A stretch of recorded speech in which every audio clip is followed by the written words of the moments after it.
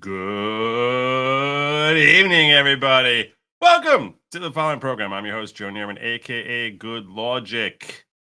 So tonight, the Good Logic players are presenting to you a live read of the transcript from the day one of the cross-examination of Michael Cohen in his testimony on behalf of the state in the case of the people of the state of New York versus Donald Trump. And I have here with me, first and foremost, we'll bring out perhaps Michael Cohen. He thinks he's going to be Michael Cohen. That's what it seems like he's probably going to end up being, Michael Cohen, aka Jared. Welcome to the show, Jared. Welcome. Glad to be here in these circumstances. I'm Michael Cohen. I'm Jared. Moderate Republican on here. Get a lot of hate from the left and right. Moderate. I was in a space earlier with Jared, and what I like about Jared is that he's going to stick to his guns, even if he's surrounded by people who are telling him how insane he is. Me being one of them, but that's. I like the fact that he doesn't cower away, which means I think he actually probably be the perfect Michael Cohen. He's probably pretty good in that role. Originally, I was going to have him play the prosecutor, but I think he's actually pretty good in the role of Michael Cohen, seeing as how he wants to see Trump get put away. So. well, not in this case, right? Right. I think this case is a sham trial. Let me make no mistake about it. Honestly, tonight I'm thinking that, Michael Cohen, it's time for, the court bailiffs to lock him up for a few hours because he's going on a rant against Trump every day. And the judge has asked him politely not to do that. So the judge could, use a gag order and say, Mr. Cohen, stop. But as Janine Pirro said, Michael Cohen is going to continue to be Michael Cohen. So. You see, I don't know if you realize how loosely you throw around the idea of just gagging, but anyhow, I don't want to get sidetracked with that. Do you think Michael Cohen should be gagged? I mean, if Trump's gagged, no, I don't think anyone should be gagged. I think like literally almost no one ever should be gagged. The only time we should be gagging someone ever, is if their words are put us at a serious risk of imminent harm to people. Like it's got to be like it's got to be that this guy's going to say something and something terrible is going to happen to someone else. That is the only time that we should actually have any sort of consideration of a gag order. So yeah, the Supreme Court, if you read the decisions that Merchan threw out there, if you read them as to how strongly they retch at the idea of ever gagging someone. And these are the cases that Judge Merchan and the DC Circuit Court cited as justifying their respective gag orders that were placed on Donald Trump. It's astonishing how, when I said earlier, they Frankenstein those cases. That was my lawyer's choice of words, and he put it perfectly. I mean, okay, I'm going to go through this really quickly. And by the way, I'm just going to pause. I don't know what happened tonight, and I'm not talking to you for a moment, John. I'm talking to the audience. I don't know what happened tonight. I can't even figure out what happened tonight. I don't know what the story is. I don't know what the issue is. I don't know what it is. But on Saturday night, most of you were aware of the fact that we had a live read of the Stormy transcript. And when I put out a call for people to show up and play in that thing, whole bunch of folks were like, hey, me. And it was like, I was like, yeah, okay. I was like trying to figure out how to divvy that. Tonight, I put out what is actually probably a juicier transcript, even though it's not, it's not salacious, obviously, but I put out a juicier transcript of watching the punching battle of Michael Cohen versus Trump's attorney. And I got Jared. I have one other person who was supposed to join, and she backed out. And right now, I need two people. I'm assuming I'm probably going to play the role of Todd Blanche, the attorney who's cross-examining Michael Cohen. I'm going to have Jared here, neocon Jared, playing the role of Michael Cohen, trying to put Trump in jail. And I need a prosecuting attorney, and I need Judge Merchan. So Paulie D saying he'll do it. Paulie, you're in. I got one more. I need one more. I gotta figure out how I'm gonna get this out to you. Paulie. How am I gonna get the link to you for you to get in here?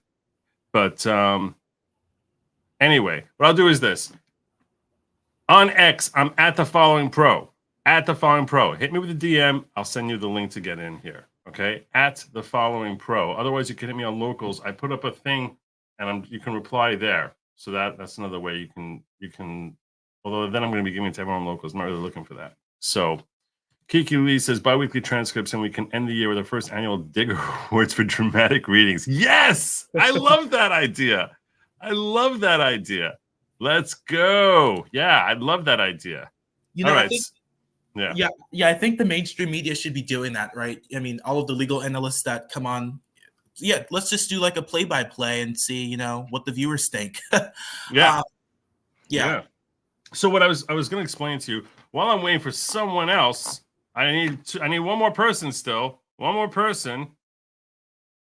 Linda Richards, you know you want this. You know you want this. Imagine I got Linda. You don't know that Linda is like basically, she's my biggest. She's probably my most consistent viewer who is hardcore left and hates everything about Trump. Linda, you get in here and I will give you the role of the prosecutor. I'll give it to you. I'll put Paulie in a Judge Merchant. That's her dream. You could play the prosecutor here. That'd be awesome. You know, I've always said, by the way, I would love to be on the grand jury for Kristi Noem if I had to given a chance, but I don't know. You know, prosecutor Trump, that might be something. So what I was trying to explain to you. Oh, look at this. She ended up showing. You ended up showing.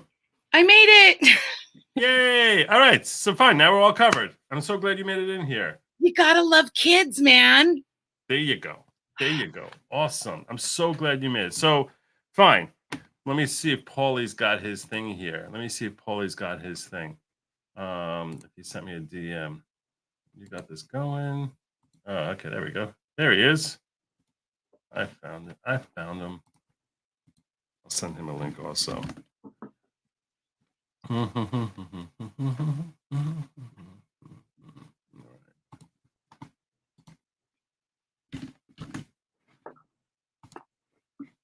you go, Paulie. Send you the link. We should be good to go. All right. So, Shiloh, you got in here first, so I'll give you the option.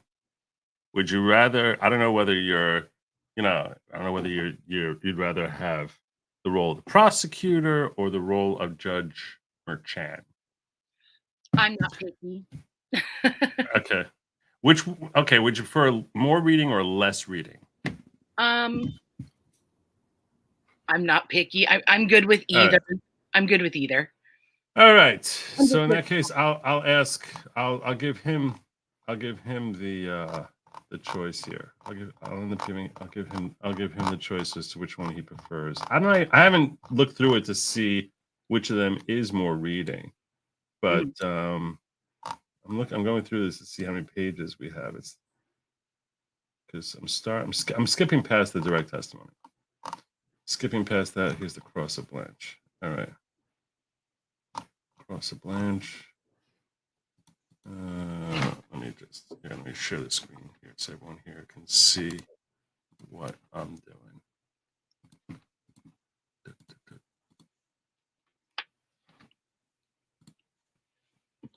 So there you go. This is the afternoon session, and that's the cross of Blanche. Is this the direct?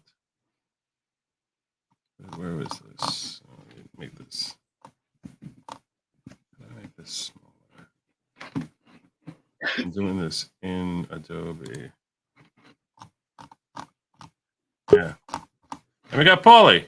All right. Paulie, welcome aboard. Nice. All right. Welcome aboard, Paulie. Thank you for jumping into the fray here. All right. So we are starting on page 148. There's roughly 100 pages. It'd probably take us a couple hours to go through this. I'm going to give you a choice because Shiloh said she doesn't care, Paulie. Would you rather play Judge Merchan? Would you rather play the prosecutor? I cannot tell you which one has more lines, but yeah, that's your choice there. Paulie. Can you hear me? Yeah, I hear you. Can you hear me? Okay. Yeah. It's up to you, dude. Judge Marchand or the prosecutor? I mean, Yeah. you tell me. I'm in the Screen Actors Guild. I'm up for any part. Are you really? Are you really? Yes, sir. Yes, awesome. sir. Awesome. Okay, so I'm gonna. Prosecutor. I'll have you step up here as the compelling judge. So every time you see the court, that means you. Okay. When it says the court, that means you. And as far as whatchamacallit, you whenever you see Hoffinger, that's going to be you, Shiloh. Okay. Awesome. Okay. So Hoffinger is playing. So that's you're going to be Hoffinger and Michael Cohen. You're going to be Michael Cohen. You'll see. I think I'll say witness or Cohen. I'll say the witness. That's going to be you, and I'll be Todd Blanche. All right. I'm the court, Joe. You are the court. I'll read the in between parts of like the court officer and stuff like that. Okay. And I'm sorry. Good. You said who I am. You're the witness. You're Okay. Michael Cohen. Are you going to give us a good Brooklyn accent? Like try to sound like Tony Soprano? Yeah, I'll try to. I'll try to. Okay. Joe, should I turn my camera off or what? I don't care. It's up to we're all excited. We're all happy to see. I don't think. And in a wants to certain way, see I my kind of face. like it just being voices, and I That's cool. kind of That's actually cool. like that I hear because you. it sort of brings it more to visualization of life. Or But we can camera. see Jared also because Jared's kind of a star in his own right. So Yeah, I know. I am, right? there you go. There you go. All right. I thought Now. Jared was a white guy. I'm I thought- sorry. You're not the first. No You're not the offense. first. I thought No Jared offense. was Asian with that accent of his. You're not the first. All right. Before we get in, let me just welcome to the following Blue Eyes. Welcome aboard, new member of the following. The following is not at all a cult type of cult. A lot of people think that. They think, oh, okay, I'm going to join into this new cool cult kind of thing, and let me hit the join button. Now I'm a member of the following. It's not a cult. It's not at all a cult type of cult. No way, shape, or form is it a cult. Welcome to the following. It's about community unity, leadership training, and obviously personal growth. So welcome aboard, Blue Eyes. Let's get right back. Let's get right into this. You ready? Players, are you ready? Yes. I'm ready. And Michael Cohen, I'm you ready? All right, fine. Let's start with the court. And you're up, Paulie. Let's go. Good afternoon. Can we get the witness? And the witness entering. Witness Michael D. Cohen enters the courtroom. Resume the courtness stand. All right. Keep going. Just keep going. Mr. Paulie. Cohen, good afternoon. You're reminded that you are still under oath. All right. Michael? Yes, Your Honor. All right. Yeah. Now, when you're reading this, always just keep going till you see the next person talking. I got you. Let's get the jury, please. All rise. Jury entering. Jury comes in. You may be seated. Case on trial continue. All jurors are present and properly seated. Mr. Blanche, you may inquire. Mr. Blanche, you may inquire. May I inquire? Yes. Mr. Cohen, my name is Todd Blanche. You and I have never spoken or met before, have we? We have not. But you know who I am, don't you? I do. As a matter of fact, on April 23rd, so after the trial started in this case, you went on TikTok and called me a crying little crap, didn't you? Yeah, that's something I would say. Now you gotta jump in. Your Honor. Sustained. Do you remember on April 20th, which is again after this trial started, you commented about myself and Ms. Neschles about this case, correct? Objection, Your Honor. Sustained. You gotta Sustained. Please approach. You gotta read through, Paulie. Come on, you got this. Please approach. There you go. Why are you making this about yourself? Your Honor. One at a time, please. I did not hear you, Your Honor. I said, why are you making this about yourself? I'm not making it about myself, Your Honor. I have a right to show this witness's bias, and he has expressed bias about the lawyers just because of who we represent. Well, I mean, Judge, it's crystal clear under Rule 613 that we're allowed to prove. I can't hear you. It's clear. It's clear under Rule 615 that we are allowed to prove bias in whatever form. It doesn't just matter if it's bias directed at the defendant. It could be the bias about the lawyers on the case as well, of course. That's not true. It's not admissible if it's not about the defendant. It doesn't matter if he has bias towards you. It doesn't matter. The issue is whether he has bias towards the defendant. Don't make it about myself. I'm not trying to make it about myself, Your Honor. I'm just trying to show his bias toward the defendant. Just don't make it about yourself. I'm going to sustain the objection and instruct the jury. Please don't make it about yourself. Judge, I would ask. The objection is sustained. Judge, I would ask that the question be stricken. The question is stricken from the record. Mr. Cohen, you've been following what's happening in this trial, correct? To some extent, yes. Well, you know, for example, details around the jury selection process, correct? I have made comments about the jury selection. Sir, I'm not asking you if you made comments. I'm asking if you know, if you learned about certain things that happened during the jury selection process. I'm going to object, Your Honor. Sustained. Now, on April 23rd of this year, so after the trial started, you said that you had actually heard what a witness had testified about, correct? Objection, Your Honor. Overruled. You can answer. It's possible, yes. Well, do you recall testifying? Do you recall saying on TikTok on April 23rd, and that's when Mr. Pecker was still on the stand, that from everything that you heard from people today, David Pecker is corroborating what you have been saying for 6 years? Do you recall saying that? I do, yes. And that's because you heard from people about what Mr. Pecker had testified to in this trial, correct? Yes, somebody had called me and told me that Mr. Pecker had corroborated what I had been saying for a long time. And it's true that you also been following what's happening in this courtroom on CNN and MSNBC, correct? I have seen CNN and MSNBC, but I am not following the trial. Well, Mr. Cohen, you have been watching CNN and MSNBC during this trial, correct? So I had been on CNN and I have watched CNN and MSNBC, but not religiously, in order to follow the full extent of the trial. And you have said that you're watching on CNN and MSNBC, maybe not all the time, about some of the things that are happening during this trial, correct? I have turned it on, yes. And that's because this trial is important to you, correct? I do it because at times there are other issues as well that I'm interested in seeing what's happening, like the protests or Israel, and this issue comes up as well. Well, is this trial important to you, Mr. Cohen? Personally, yes. You also talked on social media during this trial about President Trump, have you not? Sounds correct, yes. So, for example, on April 23rd, which is after the trial started, correct? Yes. You referred to President Trump as a dictator douchebag, didn't you? Sounds like something I say. And on the same TikTok, so again, on April 23rd, you referred to President Trump when he left the courtroom. You said that, quote, he goes right into that little cage, which is where he belongs, in an effing cage like an animal. Do you recall saying that? I recall saying that. And that was April 23rd. So during the trial, while the trial was already going on, correct? Sounds correct, yes. Now, over the past several years, let's go back to in January 2021, okay? Is it fair to say that the government, meaning the Manhattan District Attorney's Office, have repeatedly asked you to stop talking publicly about this case? They might have, yes.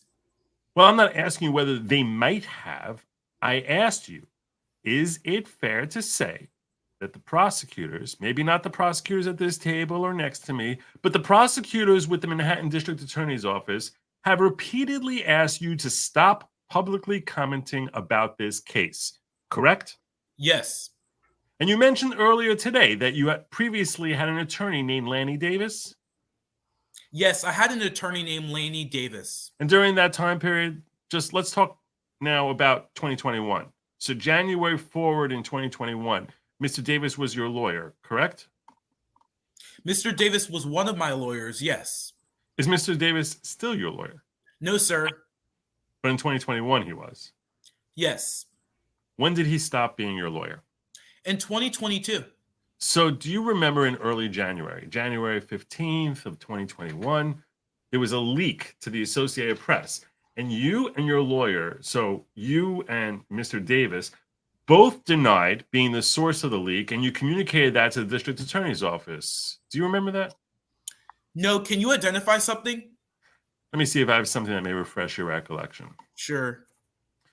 Mr. Blanche, sorry, if we can show the witness, the court, and the parties B54. Now, I'm going to see if we can actually pull this up, because that would be way cool if I can. If I don't just have the. If we actually can pull this up so everyone can see it, you feel like you're there. Sweet. B54. Let me see if I can find this. Nope, that's not it. That's not it. That's not it. Maybe it was in the People's.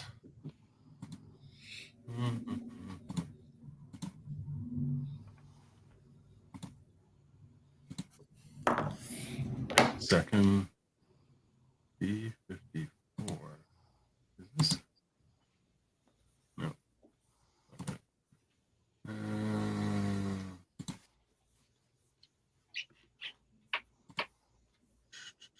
It's very hard when they reference the way I'm looking like literally day by day for like a list of the different exhibits in order to try and pull this up for you, because I think it does really enhance everything if we'll try. See, is this? I'm not sure if this is it. Your Honor, the state is taking a long time to show the evidence. Shut up. Objection. All right, I'm not sure. Let's go on. It was displayed for the aforementioned parties only. Take a look at that that email and let me know whether it refreshes your recollection about something your lawyer said to the district attorney about you and him. Hold on. Where's line 23? I see that. So does that refresh your recollection that in January 2021, your lawyer communicated to the district attorney's office that neither you nor he were the source of a leak? That's what it says, yes. Well, do you remember that happening? Do you remember a recollection of that happening, sir? I do not. So, and do you recall Mr. Davis asking the line prosecutors to report to the top? Objection, Your Honor. It's hearsay. Sustained. So let's talk about, you can take that down, thank you. So let's go 1 month later. So now we're in February 22nd of 2021. Do you remember your lawyer talking to you about something he had been told? Objection, Your Honor. Sustained. And that's, again, this is all hearsay objections. Well, do you remember at the time the district attorney's office was frustrated that when they would say something to you or your lawyer about the investigation, you would talk about it on TV? Do you remember that happening? I do not recall that, no. If we can show the witness, the court, and the parties B55, take a look at this email. You're not on this, Mr. Cohen, so if you could just take a look at the part that's not redacted and see if that refreshes your recollection about a conversation you had at that time. Yes, I see that. So do you understand that? Again, we're talking back a few years. I understand that. But February 22nd of 2021, there was concern that you were going on TV. Objection. Can you please pull this up and make it a little larger, please? Sure. So I can look at it. Can we blow up a portion of the email? Thank you. Can you read back the last question, please? Whereupon they read back the last question, which was, so do you understand that, again, we're talking back a few years. I understand. This is actually what happens. You'll hear the court reporter reading this. I understand that, but February 22nd of 2021, there was concern that you were going on TV. That's the court. Overruled. I'll allow it. You can answer. Back to you, Mike. From this document, yes. We can take the document down, please. With the document aside, do you remember in February 2021, you were going on TV talking about the investigation? So I go on TV often, so I'm not sure what the topic was. What was I responding to? I don't even know. Would it surprise you to learn that you were on TV talking about the investigation in February of 2021. And the reason this is important, by the way, the reason he's bringing this up is because Trump doesn't get indicted until March of 2023. More than 2 years later is when he first gets indicted. And he's going on TV talking about the investigation that leads to this indictment 2 years earlier. No, it would not surprise me. Now, do you remember making promises to your attorney that you would stop talking and stop going on TV? Objection. Sustained. There's probably a sustained because of attorney-client privilege. That's what I'm assuming. If we can look at B56 just for the witness, the court, and the parties, which is displayed for the affirmation parties only. Have you had a chance to review that, Mr. Cohen? Do you want to tell me what you want me to review? You can review just the entire text exchange on that page. And I understand that you're not on it, so just focus only on discussing you. It disappeared. Pardon me? It disappeared from my screen. Is it there? It's back. Okay. Can you tell me who these communications are between? You're not on the communication, but do you see that your lawyer told? Objection. Let me hear the question. He's reading something that's not in evidence. You had told the district attorney's office that you had promised that you were not going to talk anymore. Sustained. Mr. Cohen, do you remember again? We're still talking about February 2021. Do you remember at that time, the district attorney's office being frustrated with you that you would not stop talking to the press? Yes, sir. But you continued to talk to the press, as you said a few minutes ago, correct? Yes, I continue to talk to the press. And you continue to talk to the press to this day, correct? About many topics, yes. Including about this case, correct, sir? Sounds correct, yes. I don't want to sound correct. Is it correct? Yes, it would be correct. Now, I want to talk now. Let's go fast forward 2 years, okay? So we're talking about February 2021. Let's move to February 2023, okay? So that was a little over a year and 3 months ago, about, correct? Okay? Yes. You were again regularly meeting with the district attorney's office about this case, correct, in February 2023? Yes, sir. And you testified in the grand jury, you said earlier this morning on March 13, 2023, correct? Yes, sir. Now, prior to your testimony on March 13th, you testified earlier today that you gave 2 of your cell phones to an investigator with the district attorney's office, correct? That's correct. And the investigator's name was Jeremy Rosenberg, correct?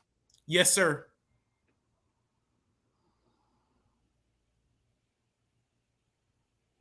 Sorry, I just got very distracted because I was like, wait, I know Jeremy Rosenberg. Yeah, he's a CNN. He goes on CNN a lot. I didn't know that was going to be in the case either. Look, surprises. Yeah. So I was like, but I don't think it's not the same. No, I think it's a different guy though. He's a New York lawyer, right? Yeah, New York lawyer. Yeah. Okay. Short guy with a beard? Yep. Get out of here. I don't know him personally. No, I'm saying I've heard of him. Yeah. Short guy with a beard, and he's like got like a little bit of a higher pitched voice. He's always screaming.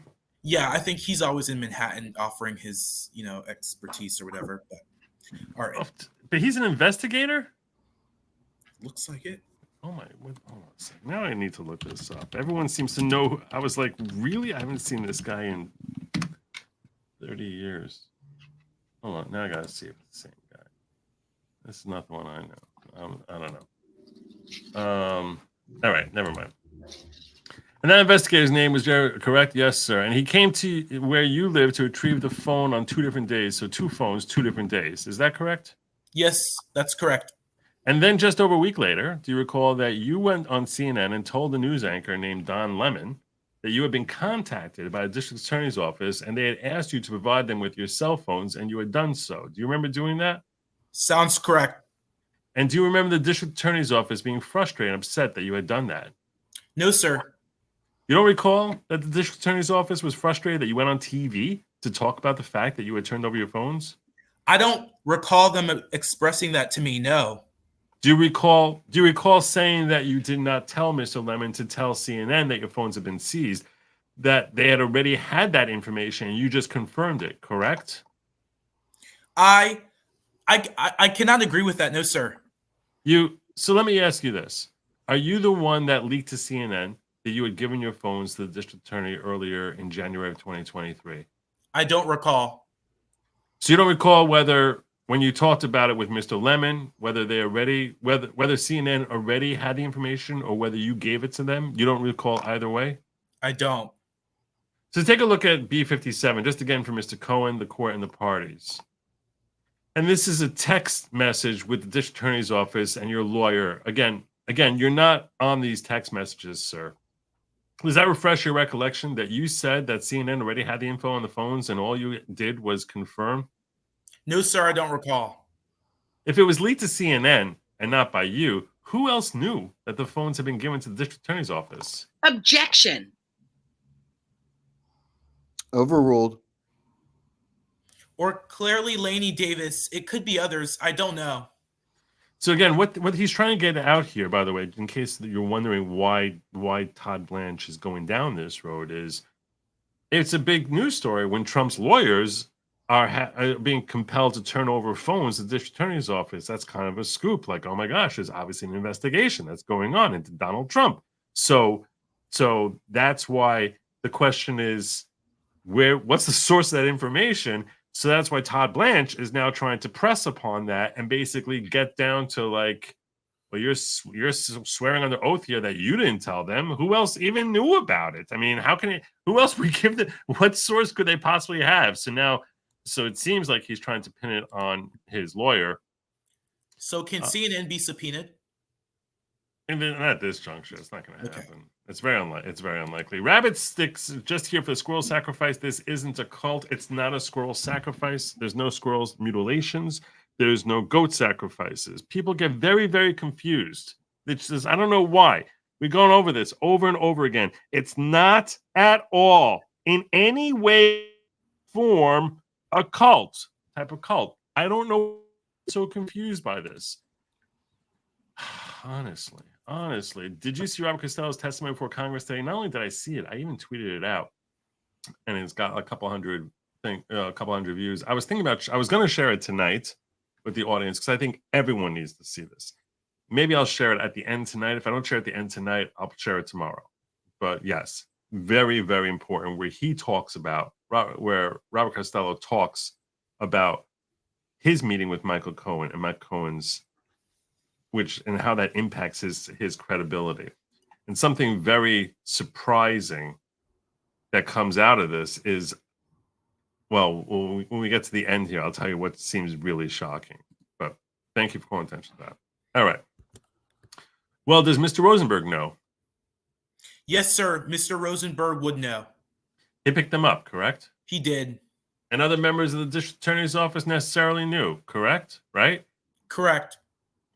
But you don't know, as you sit here today, you're not sure whether you leaked that or somebody else leaked that.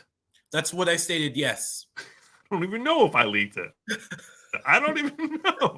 How does he not know? He's so slimy. Oh my gosh. He's a liar. It's Michael Cohen. So and then, again, still talking about last year on March 19, 2023, which, by the way, you testified in the grand March 13th, correct? I believe so, yes. Don't mute yourself. Stay with me here, Jared. Jared. Hello? I said I believe so. Yes. I'm sorry. I couldn't hear you.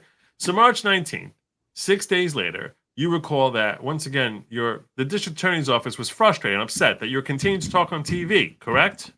No, sir. I don't recall that either. And you actually promised at that point that you would stop going on TV. You would do no more appearances on TV until after the indictment, correct? Again, I don't recall that.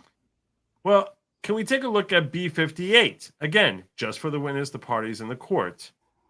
And this, again, sir, you're not on this text. This is with the district attorney's office and your lawyer. Does that refresh your recollection that you promised that you would make no more appearances on TV until after the indictment? No, sir. So just so I understand, you testified yesterday about very specific recollections that you have about telephone calls, for example, with President Trump in 2016. But you have no recollection of whether last March, so just over a year ago, you promised the district attorney that you would stop going on TV. That's your testimony? What I'm saying to you, sir, is that I don't recall even having this conversation with Laney Davis about not going on television. And we lost your audio there. Can you just do a reread there? What I'm saying to you, sir, is that I don't recall even having this conversation with Lanny Davis about not going on television. So you don't recall a year ago making a promise that you would no longer go on TV until after the indictment? No, sir. But you recall very specifically multiple telephone conversations that you had with President Trump in 2016, correct? I recall the conversations with President Trump at the time, yes. Do you recall a telephone call last year in March before the indictment with you, your lawyer, and district attorney's office, where they emphasized how important it was for you to stop talking to the TV and stop going on TV? No, sir, I do not recall. No, sir, I do not recall that either, because I don't recall ever agreeing not to go on television.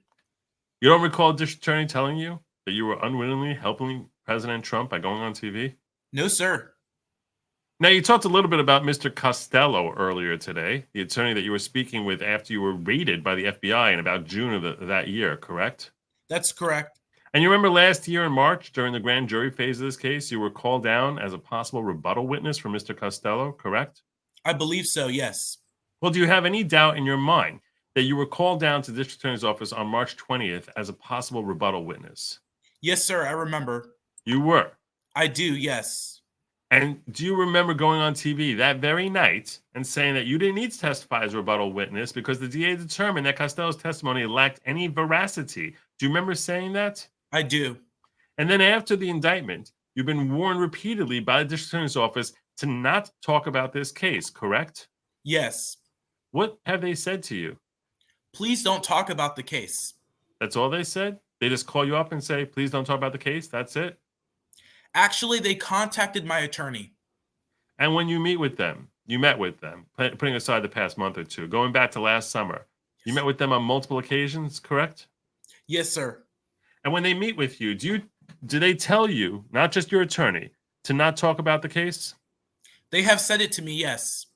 So when they say it to you, not to your attorney, what do they say? Probably better off if you don't speak about it. They say it's probably better off if you don't speak about it? Objection, Your Honor.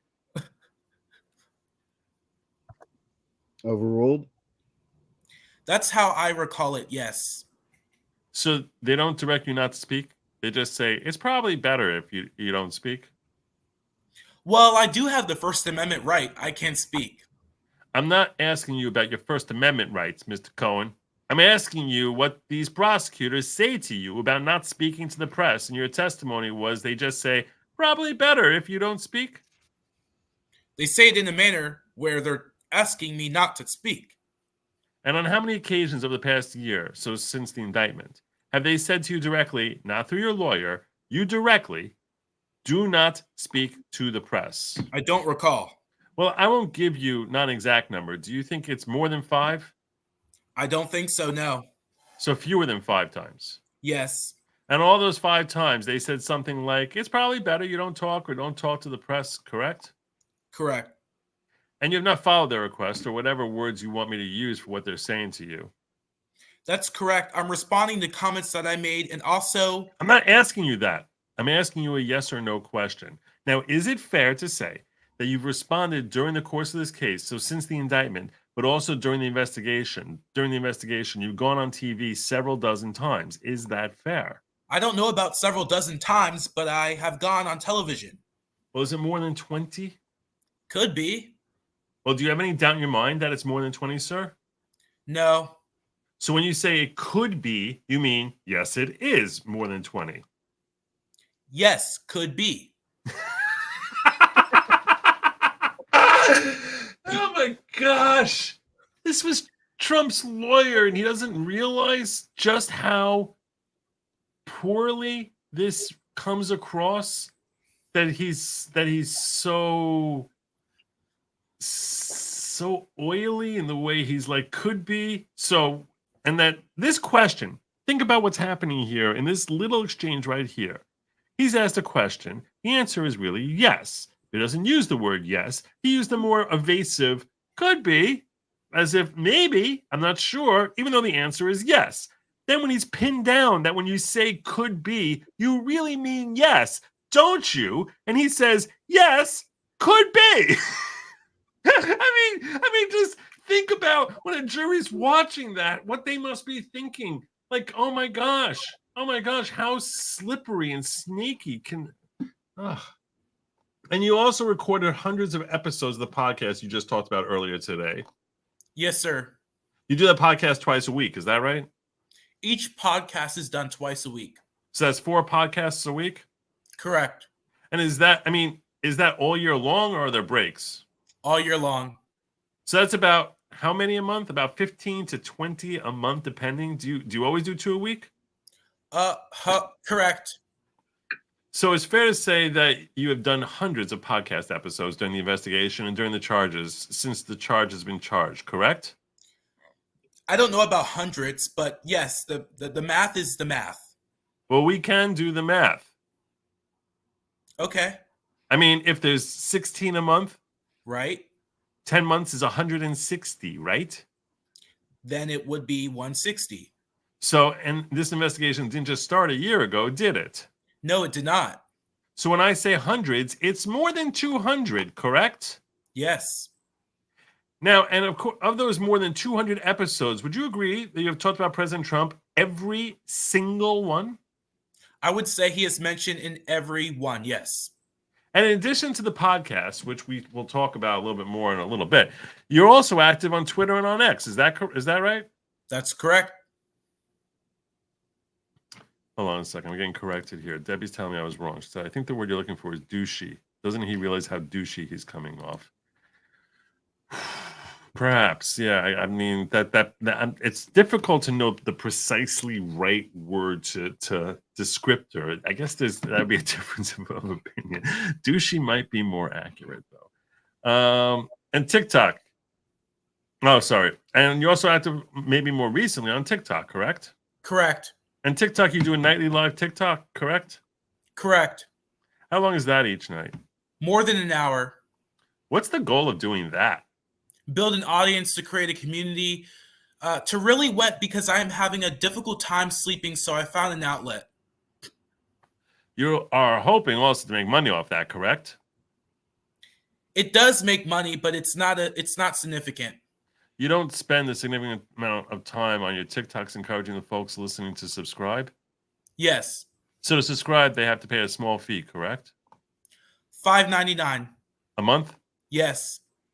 A month. Yes. Right. So I'm not suggesting that it's the only reason you do it, and I accept that you do it as an outlet, but one of the reasons you do it is to make money, correct? Money is made from it, yes. So that wasn't my question. One of the reasons you do it is to make money, yes or no? Yes.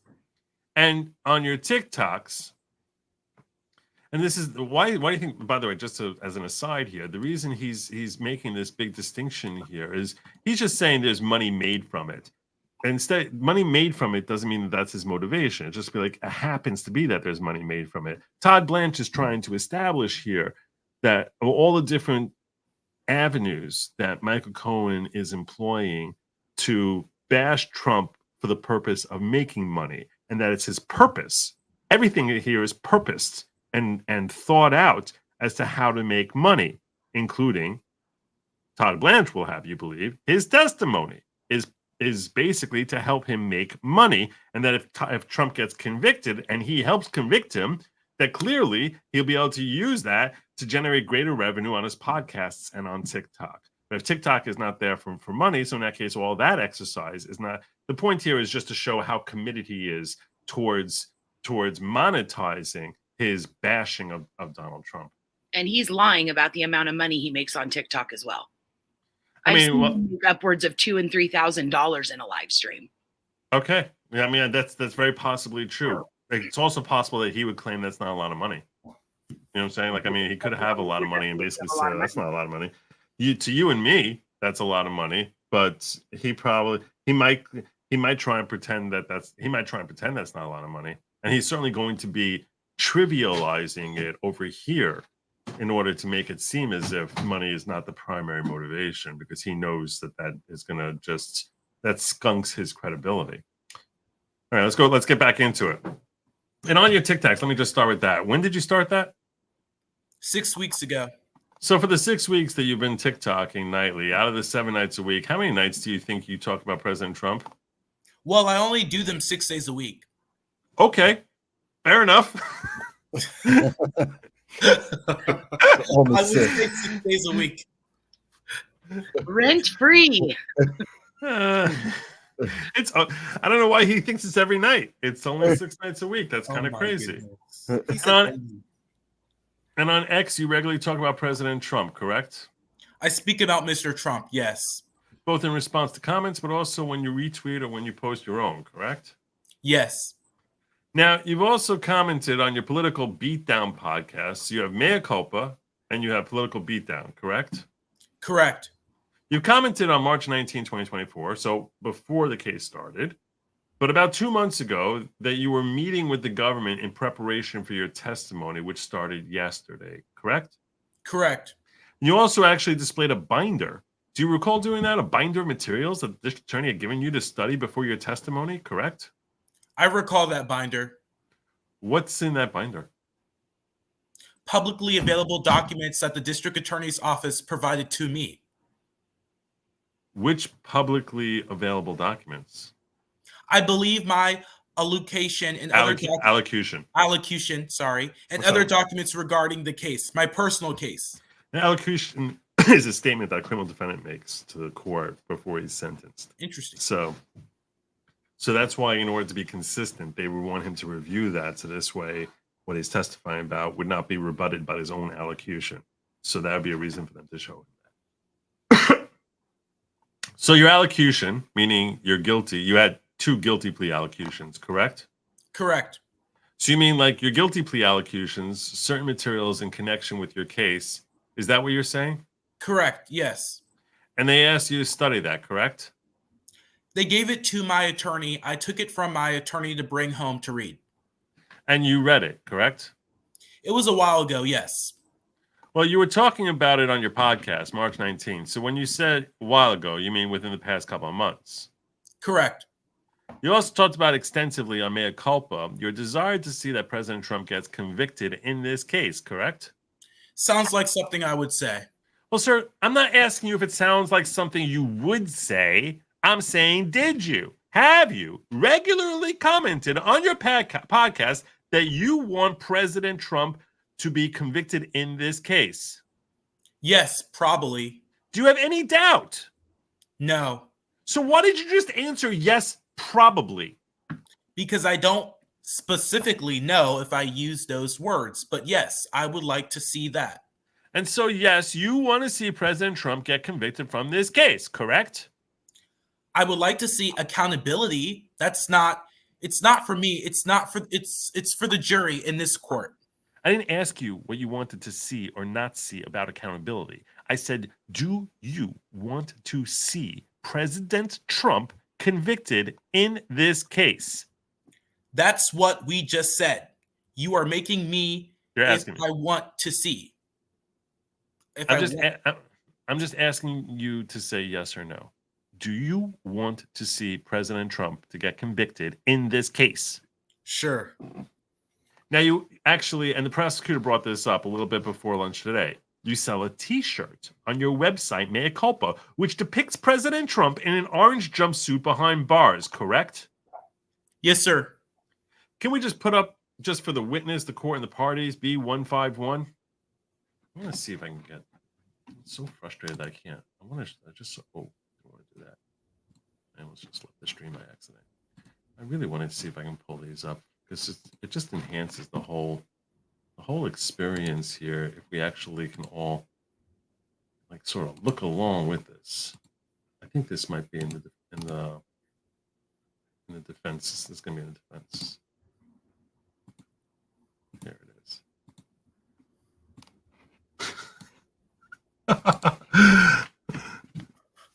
There you go.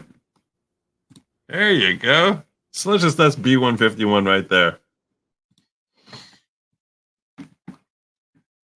The jury did not see that. So this is a couple of pages. It's from your website. If we scroll to your next page, the next page, I believe that's the last page, the other page. So you see that if somebody logs on to the website for your podcast, That's what you see, correct? For the merchandise pages, correct? It's actually under the Midas Touch network. And yes, if you go into this selection that says Mea Culpa, this shirt is available for sale. Fair enough. So under the company that runs your podcast, there is Mea Culpa, which is your podcast, correct? Yes, sir. Merchandise store, and that's what appears. That's one item. That's what? That's one item. Well, if we go to the second page, if we could, and then the third page, and then the last page, those are the other items there, correct? Some of them, yes. There are others beyond this? I thought there was more items. Your Honor, we offer B151. Any objections? No objection, Your Honor. All right, in evidence. So if we could just display that to the jury, please. And then it's displayed and they saw that shirt. So this is a $32 shirt on your website and it has a picture of President Trump in an orange jumpsuit behind bars, correct? That's what the picture shows, yes. And if we can go to the fourth page. So you see something for sale called Convict 45. I see that. Convict 45. And that's about a reference to 40, and that's about a reference to 45. President Trump is our 45th president, correct? Correct. And if you see, if we can blow up the bottom, the coffee mug as well, that says send him to the big house, not the White House, correct? That's what it says. And there's also a reference to President Trump, correct? Correct. So when you testified earlier today, you only sell one thing on your merchandise that has to do with Donald Trump. That's not true, correct? Objection. Sustained. And by the way, if you can go back to the first page, please. You actually, if you look at that T-shirt, you actually wore that T-shirt last week on your TikTok, didn't you, on Wednesday night? I did. And you were encouraging people to go buy it, correct? Yes, it's part of the merch store. So I want to talk for a few minutes. You talked about this a little bit on Direct, about your views of President Trump prior to, I guess, August 2018. Is that right? And here's indicating. Well, you tell me. When did you change your views about President Trump from the views you had for your entire life to the views you have now? It would be August of 2018. Well, I'll take back saying August. I don't want to put words in your mouth. When was it that you changed your view about President Trump from what it is now prior to what was your entire life, which is different than it is now? It was at the time that I went on George Stephanopoulos. And was that around the summertime, July, August of 2018? Correct.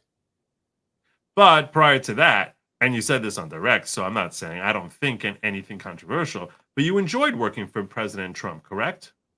Very much so. And you first met President Trump and his family in 2006, is that right? Yes. And that was during a board dispute that was going on at one of President Trump's buildings, correct? Yes, sir. And you helped him resolve that? Yes, sir. And you were working with one of President Trump's sons, Donald Trump Jr., or on that. Is that correct? Amongst other people, yes. Now, there was a construction going on at one of President Trump's apartments that you had purchased. Is that right? Yes. And you paid close to $5 million for that apartment, correct? That's correct. And that apartment was your primary residence for many years, correct? Yes, it is. Still is? Yes, sir. And you still live in a building with Trump's name on it, correct? I do. Now, you had already invested in other Trump properties, correct? Yes, sir. You had property in Trump World Tower? Yes, sir. And you rented that out to somebody for $15,000 a month, correct? Yes, sir, to an embassy.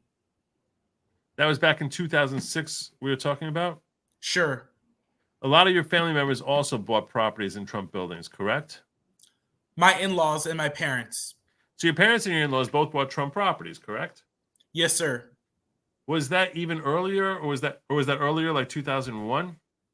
The year 2000, we bought as a block.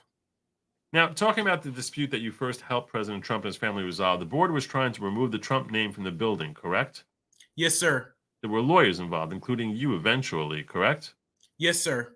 That's when you were a partner at a law firm in the city. You talked about that earlier, Phillips Nizer? Yes, sir. Correct me if I'm wrong. Your practice at the time was international banking, asset-based lending, high net worth claim asset protection, general corporate commercial real estate, and letter of credit transactions. Is that correct? Yes, sir. And would you say you were more in litigation or corporate? More corporate. But aside from your work as a practicing lawyer at Phillips Nizer, you made a lot of money in the taxi medallions business, correct? Correct. You made millions of dollars. Fair? Yes. At that point, we got a new court reporter, so she starts on a new page. And you viewed yourself at the time, so again, talking about the earlier 2000s, as a bit of a deal maker. Yes, sir. So you used your skills as a lawyer, deal maker, your work in business to help the Trump organization before you worked with them, correct? I'm sorry, I don't understand your question. Well, my point is that you had success helping the Trump organization before you started working for them, which is presumably why they offered you a job, correct? Oh, I don't know if that's the reason. Well, you said yesterday you knew that from your work on that President Trump was happy with your work, correct? He was happy with the result, yes. After that first result, you started working on other legal matters for President Trump, correct? I was asked to intercede in other matters as well, yes. And at some point, President Trump offered you a job, correct? Correct. And he offered you a job right then and there. You accepted. You never even returned to Phillips Nizer, correct? That's correct. So you were President Trump's personal attorney when you went to work for the Trump organization, correct? That's correct. You didn't answer to the general counsel at the time, did you? No, sir. You never answered to anybody in the legal department or anybody else at the Trump organization. You only answered to President Trump. Correct. But your job wasn't just representing President Trump, right? You also represented his family at times. I have, yes. Well, I just want to stay focused on the time when you started until 2017. So those 9.5 years that you were there, you represented the family on occasion? Yes. That includes which members of President Trump's family? Melania, Don, Jr. I don't believe I ever represented Eric, and I can't recall if I represented Ivanka. Putting aside, you would also help some of the kids with various work, maybe not legal work and filing lawsuits, but, for example, reaching out to the media on behalf of President Trump's children, correct? Yes, sir. Now, the reason I think he's doing this, just as an aside here, is you might be wondering, where's Blanche going with this line of questioning? You may recall I mentioned to you yesterday when we talked about Trump's defenses and what the ongoing dispute here is, the questions of fact that could be critical in determining Trump's guilt or innocence is Michael Cohen alleges that he gave $130,000 as a loan to Donald Trump to pay off Stormy Daniels, and that when that money, and the prosecutor is saying that when he repaid that money, that was the reason that was being advanced was to help his election prospects rather than just to help his PR or help cover up for his wife, but specifically to help him in the election, and that obliged him under FEC regulations to report that. And his failure to report that is the crime, and when he writes it in his books, that's him trying to cover up the crime. So that's the critical issue here. Trump's defense is he never paid him back any money at all. If Cohen decides to do that on his own, that's fine. The monies that Trump gave Cohen were for legal services that he provided in 2017 when he was Trump's personal attorney. And that's why he was getting $35,000 a month. Has nothing to do with anything as far as any monies advanced by Michael Cohen. And if you're just paying your personal attorney, obviously that's not part of your campaign finance expenses. Why the hell would you list that as a finance expense? So that's one defense that has been proffered by Team Trump. So now the question is, Michael Cohen said on direct, I got this from when we covered Inner City Press's direct examination, and the evidence and the testimony that came out there was that he didn't do any legal work in 2017. So if he wasn't doing any legal work in 2017, why the heck would Trump be paying him $35,000 a month? It must be that $35,000 a month was to pay back for the loan that he advanced. The reason I think Todd Blanche is going down this line of questioning is to show that Michael Cohen may have been a lawyer and he might have been his personal lawyer, but it's not only legal services he's doing.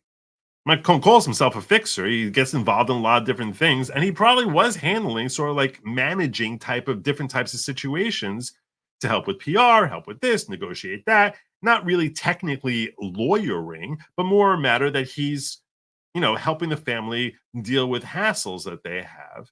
And accordingly, even if he wasn't doing legal services per se, when he's reaching out and helping his kids or stuff like that with various hassles that they're dealing with, that's a reason he would be paid and still listed as being Trump's lawyer. And that's what they mean. And that's why he was collecting $35,000 a month in salary rather than in repayment of a loan that Mike Cohen purportedly advanced on Donald Trump's behalf. So that's why he's going through the nature of the work, because he probably did not do much legal work in 2017. How much personal legal work does a president have? I don't know. I can't imagine. Honestly, and when I say I don't know, I mean, I really don't know. I don't know if there's a lot of personal stuff or there's like next to none, because everything is his public office and he has, his presidential attorneys there who are handling his stuff. Why would you have personal attorney needs? So that's why. So I'm not sure about that. I don't want to weigh in on that. I'm simply saying that he could have a personal attorney who is not doing necessary legal services, and he's trying to establish the nature of the services Cohen had always been providing during his 9.5 years. Was not merely legal, but had other realms as well, and that's what he primarily was doing in 2017, rather than drafting papers or litigating on his behalf or making contracts, but that he was actually just handling issues for the family, and that's why he was getting paid. Because otherwise, the question is, was he working? Is he working? Is he not working? Well, that's how the defense can help set up that he was working, even if it wasn't technically legal work, and it's the same type of work he had been doing for the previous 9.5 years. That makes sense to you all the way I just explained that? I have a question. Do it. They talk about this being a $375,000 a year base salary, and at least for Washington, if you have a salary, it doesn't matter how much you work; you're getting paid the same regardless. So, wouldn't it make sense that if he was under contract during that time, no matter whether he worked 5 minutes or 1,000 hours, he's contracted at that base salary, so he would still get paid that? That's a great question. Great question. In fact, I actually had a similar question. I was dancing my brain also, that even if he wasn't doing, when I was reading the direct, I was like, so what if you weren't doing work? Even if you weren't doing work, you still are, if he agreed to pay you until he fires you, he agreed to pay you. So who cares whether he's doing work or not? And I think that's a fair point. I don't think it's government contract. I think this is a personal contractual relationship between Donald and Michael Cohen. So, but still, your question, I think, is a fair point, that if he's under contract, he's under contract, and who cares if he's sitting at home picking his nose and watching TikTok videos all day? He's under contract. So, yeah. But so I think your question is, I think you're making a great point there. But it seems like the defense is trying to showcase that Michael Cohen he wasn't just a legal aid or a lawyer for Donald Trump. He was also a spokesperson for him and going on in the media. Exactly. Cohen's struggling because he's revved up like a douche, and a runner in the night. Nice. All right. And you were paid, just focusing now on 2011 to 2016, you made about $375,000 a year in base salary, right? That's correct. With the exception of 2016, your bonus for those years, 2011 to 2015, was $150,000 a year, right? Correct. That's what you would get in a check around the holiday season, around Christmas time, correct? Correct.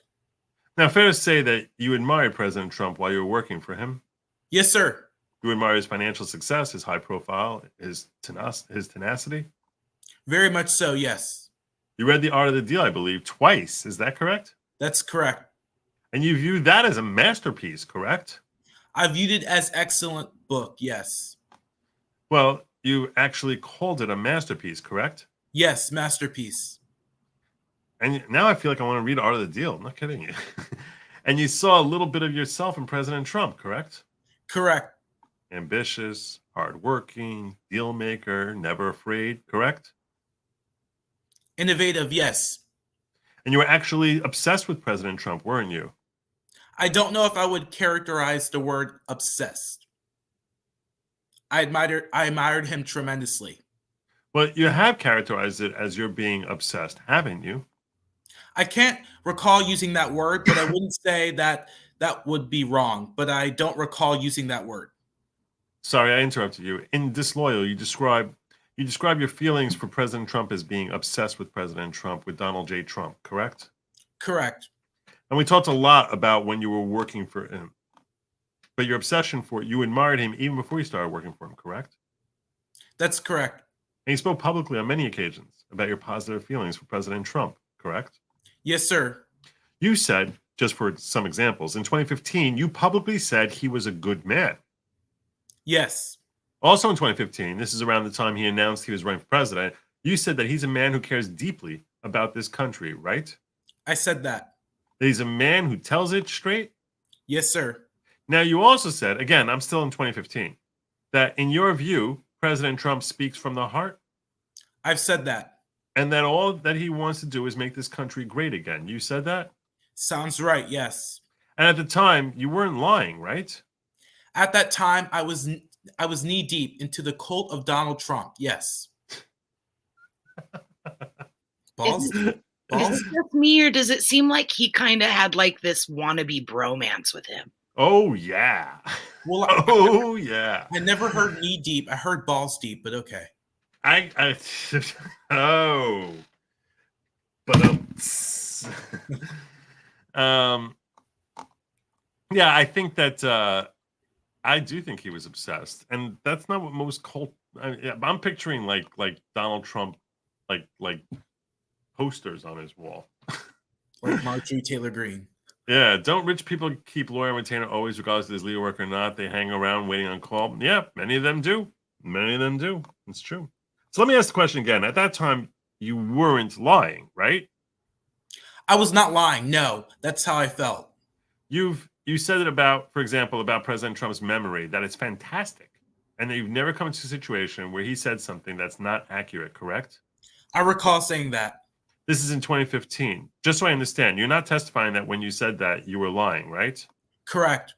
So in 2015, when you said those things that I just went through, you were telling the truth? That's how I felt. You were telling the truth, correct? That's how I felt. Well, I was expressing my feelings, so yes, it would be the truth. you also testified a little bit on direct, and now we're getting to 2016, that you served as a surrogate to the campaign, correct? Correct. And one of the things that you did in September of 2016 is you delivered remarks in Cleveland, Ohio about President Trump, right? I did, yes. Can you tell us about, so were you one of many speakers that day? I was one of several, yes. Now, when you were speaking, President Trump was there? Yes, sir. And did President Trump also speak as well? I believe so, yes. And you remember telling how large is the crowd? What was the venue? The venue was the New Spirit Revival Church. It was run by my co-creator of the National Diversity Coalition, Pastor Daryl Scott, and it was a good 100 people there. During your speech, you described President Trump as generous. Do you remember that? I did. Compassionate, principled, empathetic. Do you remember saying all that? Correct. Kind, humble, genuine, correct? Yes, sir. The same question I asked you before. When you said that back in September 2016, you were telling the truth? Again, that's how I felt. So yes, it would be the truth. Now, moving a little bit forward to 2017, do you recall a Vanity Fair profile that was done about you in 2017 in September? I'm sorry, can you repeat that? Sorry, do you recall a Vanity Fair profile that was done in September of 2017? I do. Did you remember saying, and that was an article that you participated in, right? Written by Emily Jane Fox. And you said that you were the guy that stops the leaks, talking about who you were as it relates to President Trump, correct? Correct. And you said that you were the guy who protects the president and the family, right? I believe so. Excuse me? I believe so, yes. And you also said at that point that you would take a bullet for the president. I did say that, yes. You also talked about at that time, and again, this is September 2017, you said that towards the end of the campaign that you were offered book deals, correct? I was offered a book deal, yes. So you were offered, I believe you said you were offered $10 million to write a tell-all book. Is that right? I believe so, yes. And you said that what you said in the article is that your counteroffer was, how about 100 million, correct? Correct. I don't believe any of this, by the way, personally. I think that if he was offered $10 million and he's getting $150,000, I don't believe for a second he would have turned down $10 million. I don't believe anything that I don't think any of this ever happened. I'm curious, do you guys? Or it didn't happen. What? I would have said video or it didn't happen. What do you think, Michael Cohen? Do you think it's true or not? Good Logic's like 10 million. Yeah, I mean a book. Yeah, it's hard, to buy anything Michael Cohen says. So, I mean, he said 100 million. Yeah, I don't believe that. Yeah, Paulie, what do you think? Any chance this happened? I think we might have lost Paul. He would have jumped at any million. He would have jumped at it. Yeah, I think so too. He's getting paid 150,000. Yeah. All right. According to the article at the time, there was no number that worked for you, right? That's correct. You were just pushing them to see how high they would go in a book offer, right? No, that's not true. No? I wasn't trying to fight with you there. You were just going back at them to say there's no number in the world that you would agree to write a book about President Trump. Correct. And again, when you said that was true. You had no intention of writing a book. I had no intention of writing a book. At that time in 2017. At that time. And you also said not only about President Trump, but there was no money in the world that would cause you to write about his family, correct? Sounds correct, yes. You said there's no money in the world that can get you to disclose anything about the family, right? Okay. You described them at the time in 2017, talking about the family as a surrogate family of yours, correct? Correct. Now we're never turn against the family, Michael. Now we're in mid-2017, right now. So September of 2017, and during that time, so that's the first year that President Trump is in office, when you were his personal counsel, correct? Correct. You were not spending as much time with him then that you had spent with him in the prior 9.5 years, right? Correct. You were feeling lonely and afraid and sorry. So you went from seeing him almost daily, except for when he was campaigning, to not seeing him nearly as much when he was in the White House, correct? Oh, that's correct. For example, you told Hope Hicks in June of 2017 that you missed him and you missed being around the folks that you had worked with for years and years, correct? Yes, I did. I have a great relationship with my colleagues, and I did say that I miss President Trump. In fact, he said the same thing at a rally. Well, I shouldn't say at a rally. It was a fundraiser in Washington, D.C. Now, you, at some point, because of the investigation you talk about on Direct, there was an ongoing investigation. And there was some separation placed between you and President Trump, right? Yes, there was a separation. And you spoke about that. You spoke about the fact that it was frustrating to you that you weren't able to communicate as often with President Trump or with the kids, correct? Objection. Overruled. I'm sorry, repeat that? Of course. So now we're talking about 2017. You publicly spoke about the fact that it was frustrating to you, or you were disappointed that you weren't able to spend as much time with President Trump's children or President Trump because of the investigation. I'm sorry, where was that said? So let me ask you a different way. In the fall of 2017, okay? So in September of 2017, there was an ongoing investigation. And one of the consequences of that was you were told that you had to stay away and you shouldn't communicate directly with President Trump or his family, correct? I was advised that I could not speak to President Trump, but not to the family. You don't remember saying to Emily Fox in the reporting that's the part that's most disappointing, meaning not being able to see the president. I haven't spoken to any of the kids. Correct. Correct. Now that I couldn't see the kids, we just didn't. Well, you didn't speak with the kids? Correct. You then testified in Congress on October 24th of that year, correct? Correct. And this is testimony that you talked about on Direct where you lied? That's the 2017. Yeah, sorry. So October 24th, 2017? Yes, sir. Did you lie? You identified the areas that you pled guilty to lying about, right? Involving the Russia project, correct? Correct. Did you lie in other areas of your testimony or only that area of your testimony? I believe that's part. So, for example, you testified in front of Congress on that day that you were very proud to have served Donald Trump for all those years and you would continue to support him. That wasn't a lie. That was true. That was true. Then we'll come back to this in a little bit. In 2018, in April, the FBI raided your home office, safe deposit box, and the hotel room you were staying in, correct? That's correct. After that time, you had one conversation on the phone shortly thereafter with President Trump, correct? Yes, the day after.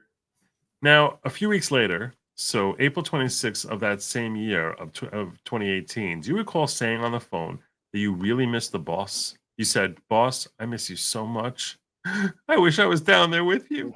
It's really hard for me to not be there, not to be there." Do you remember that?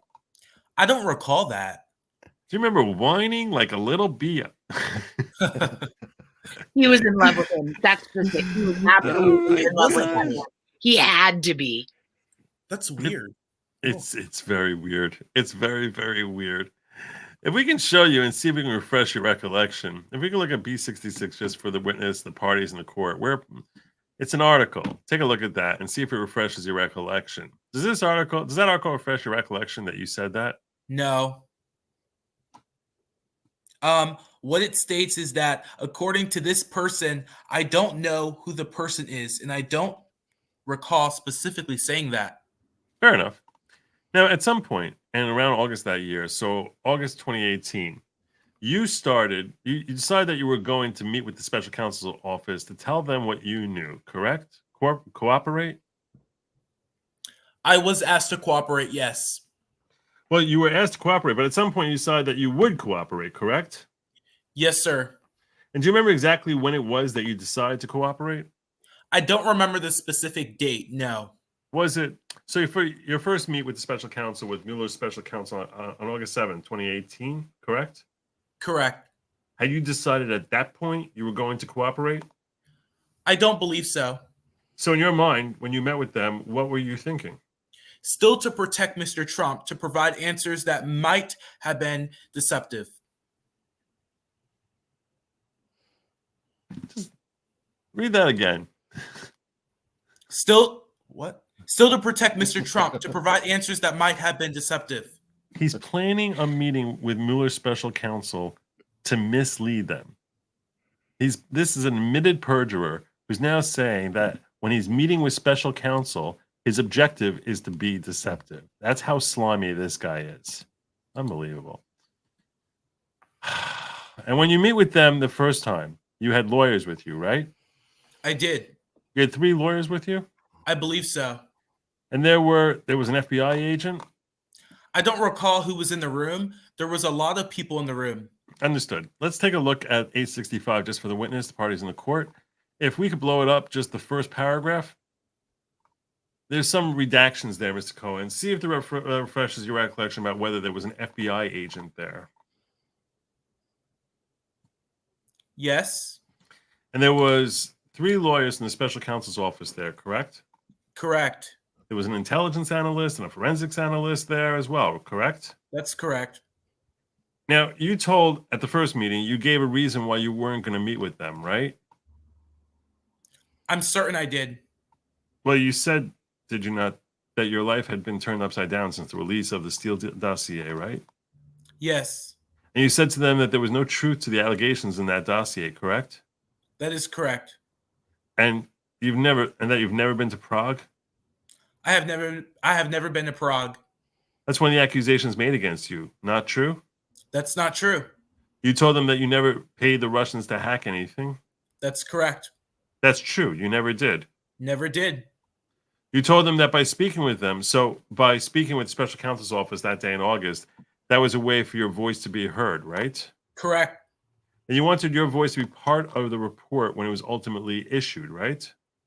I wanted my voice to be reflected that the Steele dossier, according to me, as an example, was inaccurate. And they told you at the meeting, the first meeting, I assume, you have to tell the truth. They did. And they told you that lying to a federal agent was a federal crime? I'm certain they did. But you didn't have any doubt in your mind at the time that lying to them was a crime, did you? Correct. And they asked you about all kinds of background information about President Trump, about the Trump organization, about the campaign, about the inaugural ball, correct? They asked me a lot of information, yes. Now, they also asked you about the Trump Moscow project, and you lied to them, right? Yes, the information I gave was not accurate. So, is not accurate information a lie? Sure. I don't. It's not, I mean, Is it a lie? it was inaccurate, yes. So, was it a lie? I don't know if I would characterize it as a lie. It was inaccurate. So, in your mind, if something is inaccurate but it's not a lie, how are you distinguishing that in your head? It wasn't truthful, yes. You want to call it a lie? I'll call it a lie. It's inaccurate. I'm asking you to testify. I believe they're the same thing. Pardon? I believe they're the same thing. I believe that the information I gave to them was inaccurate. But you're not testifying today that the information was a lie. Sure, I'll say it's a lie. Well, I'll just say it's a lie. I'm just asking questions, Mr. Cohen. No problem. And I'm trying to give you the answer. Okay, fair enough. So when you testified inaccurately or didn't testify truthfully or lied, whichever word you want to use about the Moscow project, okay, that was one of many things you talked about that day, right? I believe so, yes. Do you recall lying about anything else, or were you only lying about that or being inaccurate, whatever word? I don't know. I'd have to refresh my memory to see what the document is, but I specifically recall the number of times that I claimed to have spoken to Mr. Trump, which I was doing for his benefit and, in essence, at his direction. But ultimately, when the special counsel made you plead guilty from your lies to Congress, right? Had to only with the Moscow project, correct? That's correct. And you never had to plead guilty to a false statements charge from when you lied in the meeting on August 7th, did you? No, sir. Now, you were also asked on that date, on August 7, 2018, about the Access Hollywood videotape and audio tape, weren't you? I believe so. And those of you who don't remember, the Access Hollywood tape is obviously the infamous line from Trump about grabbing women. And you were testified that you told them on August 7th that you were in London, right? I was. You were visiting your daughter? Yes, sir. And that you were at a dinner at a place called Lulu's? That's correct. Then you told them, much like you testified to yesterday, that after you received the call, you made a bunch of phone calls to folks in the media, correct? Correct. But you told them on August 7, 2018, that you didn't recall speaking with President Trump about the tape, correct? I don't recall that. Well, let's just put up B65. We had that on the screen, not for the jury. If we can turn to page 18 of that, if you can look at the section that talks about the Access Hollywood tape and see if it refreshes your recollection. Sir, it states... Sir, you can't read from the document. Okay. Sorry. It's against the rules. Your question to me or your statement is inaccurate. Why is it inaccurate? Without looking at the document, if your memory is refreshed. Yes, it was. Cohen might have spoken to Trump about it. That's what it says.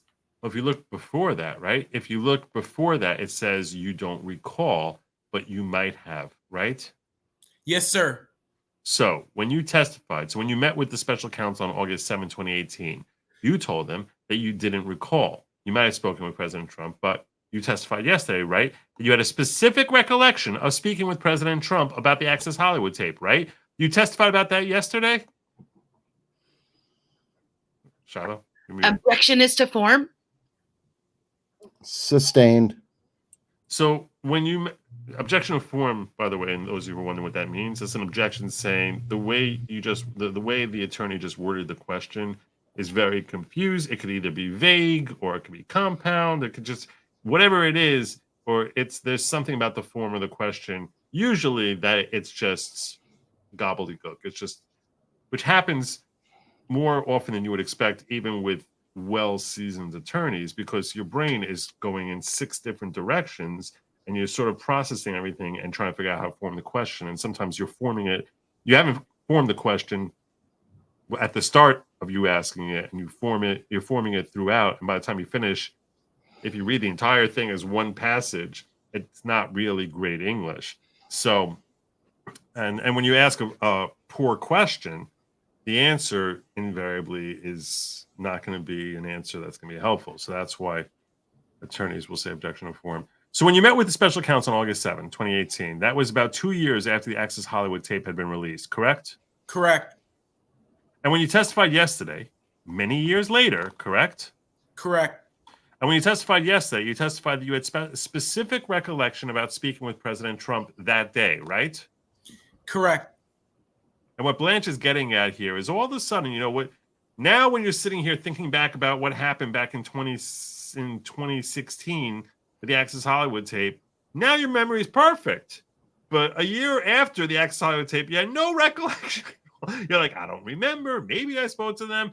And the idea that Blanche is trying to convince the jury of is that he's basically trying to come up with whatever testimony he feels will help him suit his agenda of getting Trump thrown behind bars. You said that you remember a phone call with Hope Hicks that President Trump was on? I said that, yes. And that you remembered a separate phone call with President Trump as well, right? I believe so, yes. Well, do you have any doubt that you said that yesterday? No. But you didn't have that clear of a recollection when you met with special counsel August 7th, did you? It was being deceptive, or I might have. So I left the door open because I didn't want, again, to have his name in it because I was trying to be protective. So at that point, if you did say that, you couldn't recall, or you might have, as opposed to remembering specifics like you did yesterday, it would have been because you were still being deceptive? Is that your testimony? I was trying to be loyal to President Trump. You were still being loyal to President Trump at the time? Yes, sir. But you don't remember anything else in that meeting with the special counsel on August 7th that wasn't truthful, except for the Trump-Moscow project. Is that correct? Objection. Sustained. So we'll talk about a little bit about this a little bit more. You testified earlier today that you had 2 separate guilty pleas in the Southern District of New York, correct? Correct. One August 21st of 2018, Yes, sir. and then August 29th of 2018. Yes, sir. November 29th was when you pled guilty to lying to Congress. Is that right? That's right. The August 21st was the guilty plea in front of Judge Pauly. Hey. Sustained. Sorry. In front of Judge Pauly with all the other conduct that you talked about earlier today, correct? Correct. This is funny. That's great. I see Cohen when he speaks. There you go. Thank you, man. Appreciate it. Yeah. After November 29, 2018, you were sentenced December 12, 2018, correct? That's correct. Then you testified in front of a couple of different congressional committees in between your sentencing and the time that you surrendered to serve your sentence, correct? Correct. Now, by the time you testified in February 2019, you had changed your views about President Trump, correct? Correct.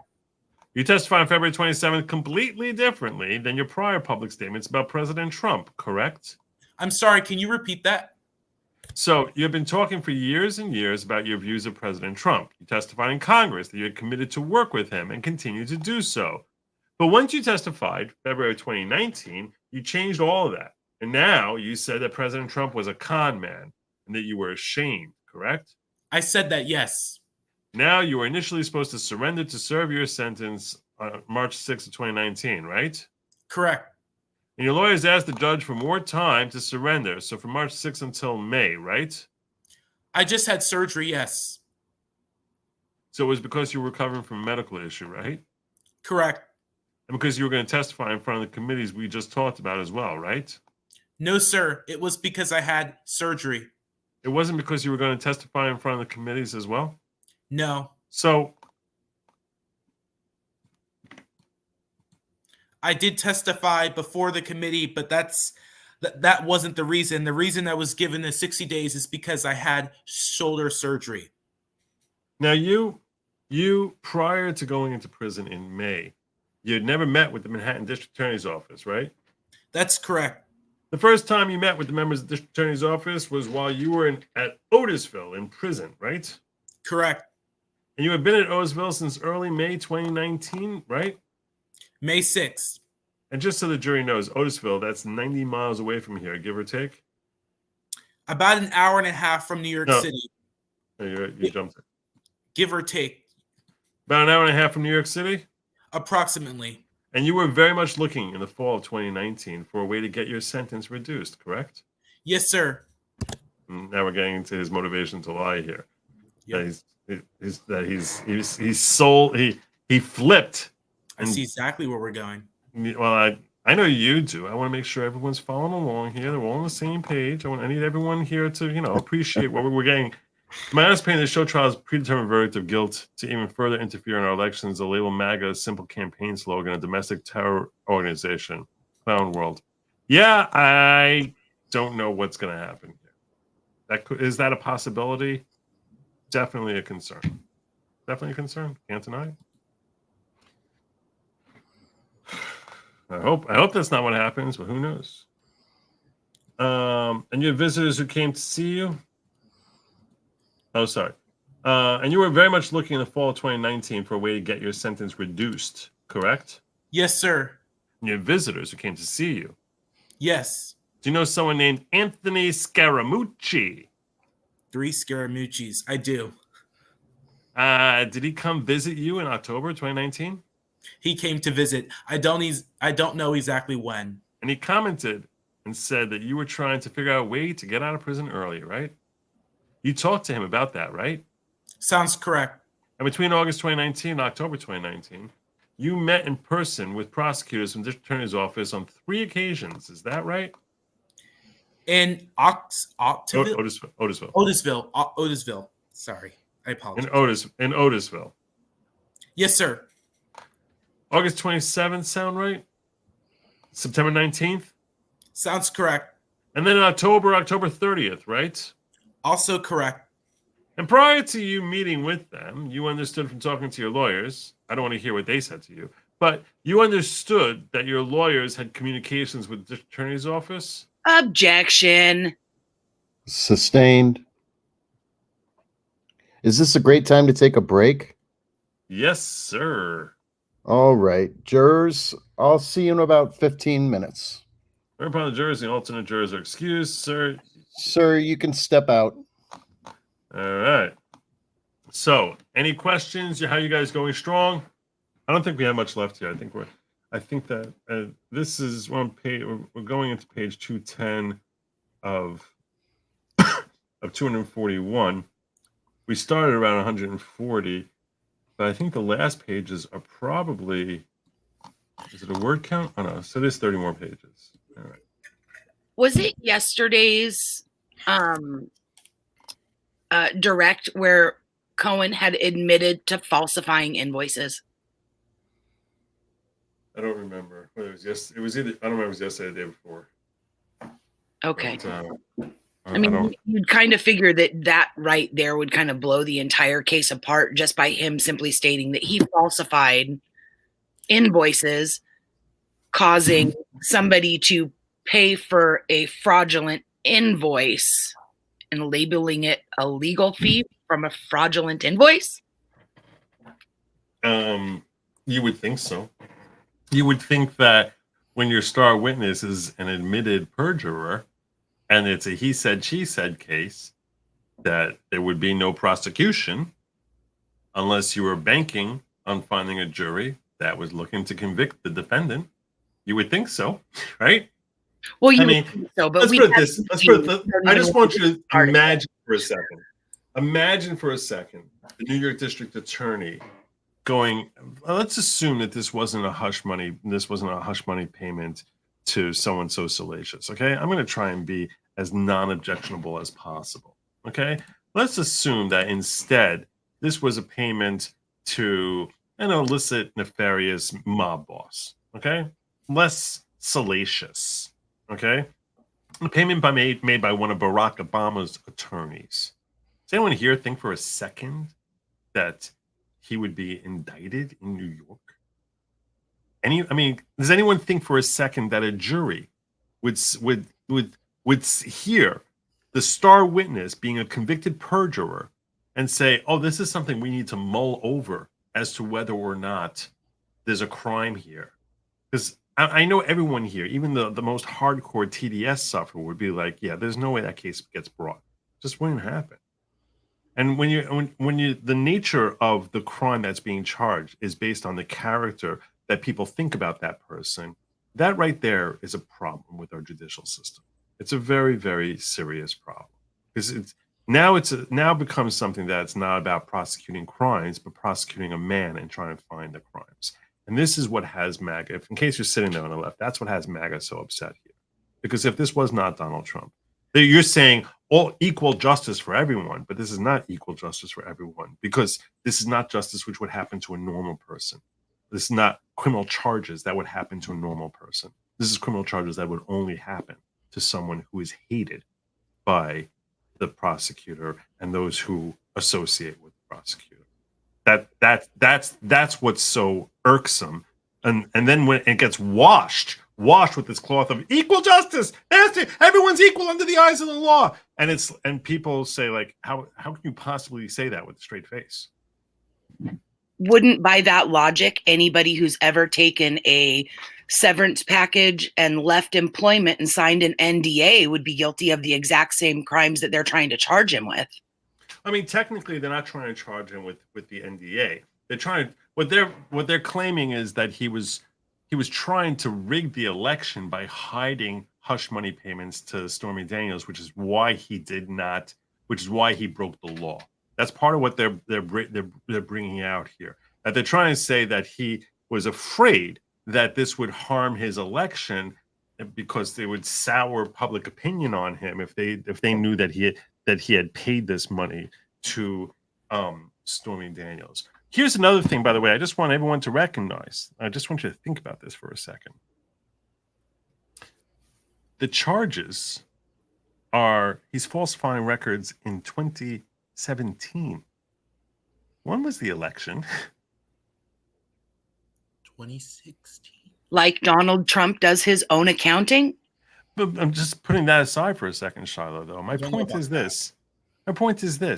So what Alvin Bragg is essentially claiming is, you want to know why Donald Trump in 2017 falsified these records? Because he was afraid, he was trying to run for election, and he was afraid this would hurt his election chances if this became public. Which election was he trying to help insulate in January 2017, in February 2017, in March and April, and through the rest of 2017? Which election is he trying to win at that time? So you basically, the only possible election would be 2020. So what you're basically saying is he's fraudulently doing all this because he's terrified that 4 years from now, this is going to hurt my election chances. That people, and not about his wife, not about his PR in general for his businesses, that he's worried. He hasn't even announced he's going to run again, but in he might change his mind about running again. But in January 2017, when he's making these entries, it's to cover this up because he's worried about 2020. I mean, how asinine a claim is this? He's already 2 months, in power. I mean, he's being sworn in next week. He's being sworn. He's making his entry in middle of January. Next week is about to be sworn in, and you're saying that he's making these false entry to help cover up a crime? I mean, really? That math ain't mathin'. Maybe he was trying to cover for the State of the Union in March. I don't know. It's crazy. I don't know. All right. Oops. That means not. I was going to ask you a quick question. Oh, I just go for it. Oh, damn it! It was a good question too. I'll come back to it. All right. Let's get back in. We're going to start top page 3712. We start with you, Paulie. Come to order. Part 59 is witness entering, whereupon the witness, Michael Dean Cohen, having been previously sworn, resumes the witness stand and testifies as follows. All rise. Jury entering. Case on trial continued. All the jurors are present and properly seated. Jurors, I just want to discuss scheduling for one moment before we continue. As you know, we're not meeting tomorrow because it's Wednesday. I also remind you we're not. And it's like buy one get one free at Carvel. So it's how can we possibly work on a Wednesday? Free on Wednesdays. I also remind you we're not going to be meeting this Friday. The last thing is, I'm told one of your fellow jurors has a commitment Thursday afternoon, So we're only going to work until 4 o'clock on Thursday. You may proceed. Thank you, Yana. So we were talking about the first time you met with the Manhattan District Attorney's prosecutors was in Otisville, late August 27th, 2019, right? Correct. So you had been in at Otisville for a little over 3 months. Is that correct? Correct. Early May of 2019? Correct. Do you recall one of the things you want to talk to the prosecutors about when you were in Otisville was what benefit was to you for meeting with them, right? I did ask that. Oh, remove, what are you saying? Remove the sidebar? Yeah, I can do that. Yeah, that's better. Thank you. And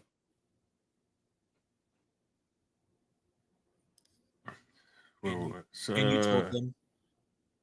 He told them that you had been screwed over by the system, correct? I don't know if that's the language I use, but sounds correct. Sounds like something I would say. Well, let's put up, if we can, just for the witness, the court and the parties, B95. B as in boy, 95. These are notes, not your notes, Mr. Cohen. As you can, if you can look at just the first couple of lines about, so there's 2 initial lines and then a blank space. You can look at the next 4 lines and see if you can make out what's read there, what's written there, rather. Okay. So you want to know why you should meet with them, correct? Are you looking at the line that says, "Why are you here"? I was actually looking 2 above that. You can put that aside, Mr. Cohen. It's fine. We'll just ask questions. Okay. You wanted to know what the benefit was to you for being there, which was fair. Correct. The reason why I want to make sure I have this right, you were sentenced December 12th of 2018, right? Correct. And we're now in August 2019, right? That we're talking about a meeting at the DA's office, right? Yes, Are you familiar with the Rule 35 motion in federal court? I am. So those of you who may not recall, we covered this the other night. Rule 35 is that you can get a reduction in your sentence if during the first year after you were sentenced, you agree to cooperate with the government. So here he is trying to help work that out.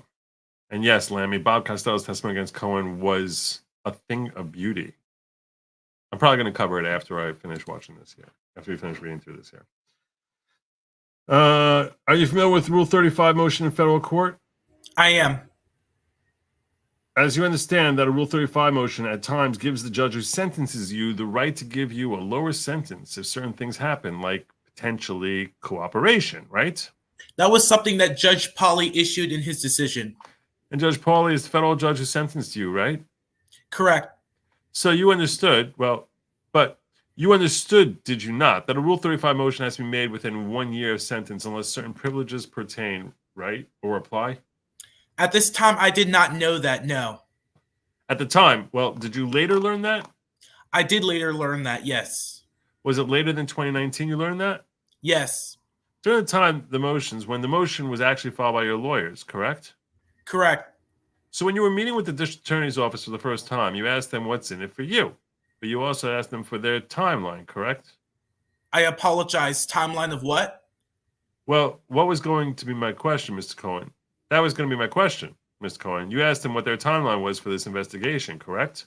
I don't recall that. No, sir. Do you want to understand from that? Did you want to understand from them how long it was going to take them to bring charges? I don't recall asking that.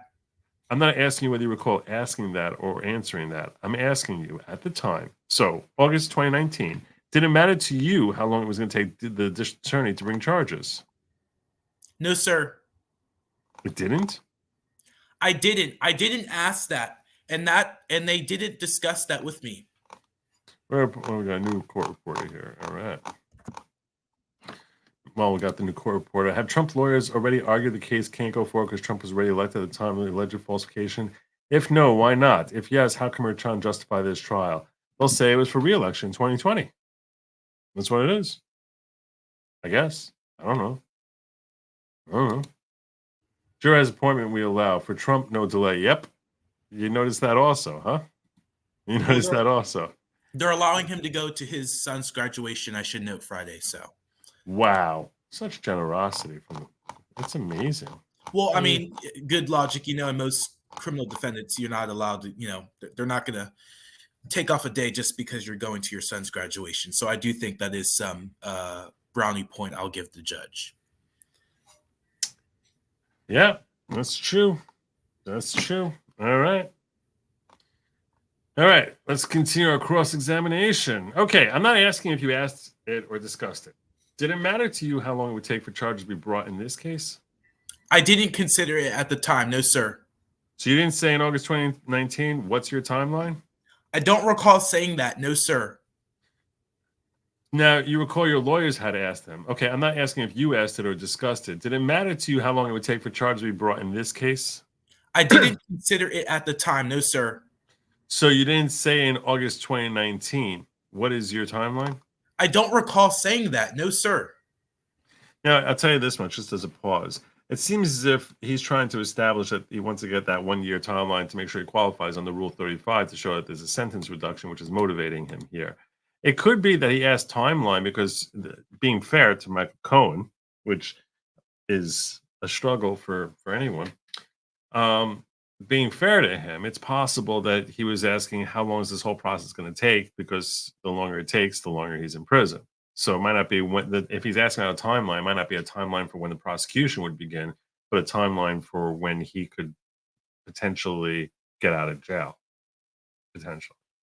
So the word timeline could have multiple meanings in this context. Now, you recall that your lawyers had asked him whether they would help write a Rule 35 motion with you then? I am sorry. Once again. Do you recall a conversation when you were meeting with you, when the district attorney was meeting with you in Otisville about whether the district attorney would be helping to write the Rule 35 motion? My lawyers may have answered that. I didn't ask for it. I didn't say that you did. You were there when you were meeting with you were there when they were meeting with you. So while you were there with your lawyers in the district attorney's office, do you remember a conversation where your lawyers asked the district attorney whether they would be willing to help with the Rule 35 motion in federal court? I believe so, yes. Is it fair to say, I know this goes back a couple of years, but the district attorney didn't commit to anything, right? No, sir. They didn't say, yes, we'll do it, but they didn't say, no, we won't. They didn't commit, correct? That's correct. So eventually you met with the district attorney again on September 19th for the second time in Otisville. They came to Otisville. Then again on October 30th, correct? Yes, sir. And in December, your lawyers, in fact, did make a Rule 35 motion in the Southern District of New York, correct? They did. Your lawyer at the time was somebody named Roger Adler? Roger Adler. You had retained Roger Adler in August, a few months prior. Is that right? Correct. And Mr. Adler put a motion in the federal court asking for Rule 35 reduction in sentence, correct? I did, yes. And you reviewed that paperwork before it was submitted, correct? Yes. So the basis for you, through your lawyer, asking the federal judge to give you a lower sentence was because of your cooperation. Is that right? As well as the earlier cooperation, yes. So it was a cooperation with the special counsel's office, correct? Correct.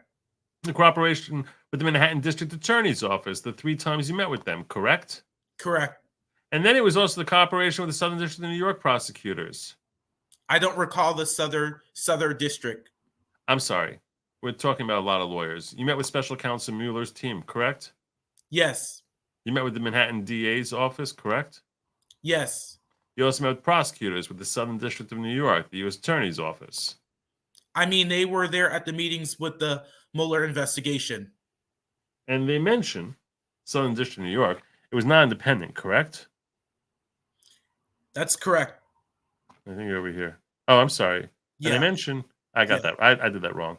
And they mentioned, I did that totally wrong. Sorry. And they mentioned the Southern District of New York. It was not independent, correct? And nobody had signed you up to a cooperation agreement, right? That's correct. And to this day, you've never signed the cooperation agreement. That's correct. Now that motion was not granted, correct? It was not. So the federal judge, denied your request that reduction of sentence, correct? Yes, it was denied. But a little bit later, so now as we move forward, we're talking about May of 2020, May 21st. As you testified earlier, you were released to home confinement because of the coronavirus? Correct. And thereafter, you started speaking to the media pretty regularly, correct? Correct. And you started what you, I believe, called the Redemption Tour. Is that fair? Fair. And one of the things that you did in September of 2020 was your first book was launched called Disloyal, right? Correct. That was September 8th, 2020, correct? Yes, sir. Now, right around that time, you also launched your podcast that you talked about, Mea Culpa. Correct. Now, you, on your podcast that started September 14, 2020, does that sound right? Sounds correct. On your first podcast, Mea Culpa, you referred to President Trump as a boorish cartoon misogynist, didn't you? It sounds like something I would say. And those types of comments and names continued on every single one through 2020, correct? I'm sure I said something. I can't say that they are all. You recall the first one in 2020 as a Cheeto-dusted cartoon villain. That also sounds like something I say. Now, do you recall around that same time, October 2020, you started talking about your hope that President Trump would be convicted of a crime, correct? I don't know if those are the exact words that I said, but the sentiment is correct. You think you might have said, quote, I truly effing hope that this man ends up in prison. Is that exact? It sounds like my language on mea culpa. Just so I understand, this is now October 2020. The last time you met with the Manhattan DA's office was about a year earlier. Is that right? Correct. So you met with them 3 times in Otisville. You applied to get a sentence reduction, which was denied. Then you were released because of the coronavirus to your home, but you were still serving a federal sentence at that time, right? Correct. It's just that instead of being in Otisville, you were in your co-op. Condo. Your condominium? Condo. I believe you have a headphones right to your right, and I think the parties do as well. I'm going to ask you to put the headphones on. I'd like to play a portion of B25, which is a Mea Culpa, a portion of Mea Culpa podcast on October 23rd. Mr. Cohen, I would love to tell you how to use them. You turn the very top up. Pointed towards you. Do you hear it? You heard that, Mr. Cohen? I heard that. So wait, I really want to hear this. Yeah, I do too. Don't you? You want to hear him? So Michael Cohen was talking to the Southern District, different types of jurisdictions in New York, because the different types of prosecutors didn't want to bring charges on the case, right? Right. The Southern District didn't want to bring any charges. Right. And there was another district too, I think. Well, Southern District is where it would have been brought because the Southern District governs Manhattan, which is where Trump's offices are located. So that's why I don't know who else would have had jurisdiction, but the Southern District clearly would have jurisdiction over him. Let me see if I can pull up here Klaasfeld because he's good about getting stuff. Let me see if I can get his thing here. Hold on a second.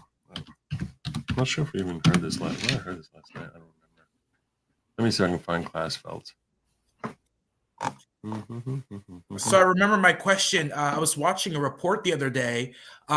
So apparently there's a lot of people that are outside the courthouse, like regular citizens, not journalists, that are trying to they're paying people to keep their seat so they can get in. What do you make of that? People paying to get seats in there? Like they're paying people to hold their spot in line so that they could, be not a witness, but can view the case. Yeah. Yeah.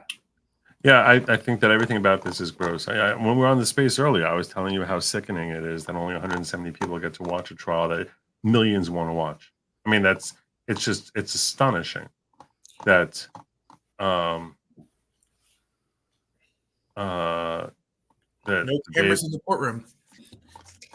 I agree with you. There's actually New York Civil Rights Law 52 says prohibits cameras in the New York courtroom, which to me is really, yeah. You can you can't you cannot you can't. No one can fairly say that this is on Merchan because Merchan would need special dispensation if he wanted a camera in there, and I'm sure he doesn't. Hold on 1 second. I heard it's still up to judges, like Judge Alan Cannon, the federal judge in Florida. I heard it's still up to the judge sometimes if they want to, break the tradition or the law of having cameras in the courtroom. No? That's an interesting question with respect to federal court. Federal court, it's highly. I've never seen cameras in the courtroom in federal court. When Ghislaine Maxwell was being tried in New York, federal court, which I don't think federal court is obliged to follow New York civil procedure or New York civil rights law it's an interesting question. That could potentially be a conflict. Whether the federal government would need permission, or the federal court would need permission from New York court to put cameras in their courtroom. I don't know, but I would say that. Hold on a second. I'm looking over here in case any of you are wondering. I'm looking through Adam Klasfeld's thread yesterday. See if he has that. Doesn't it looks like he skipped most of this testimony? And doesn't he has some of the exhibits that are reviewed, but it seems as if he skipped that. By the way, you can look how much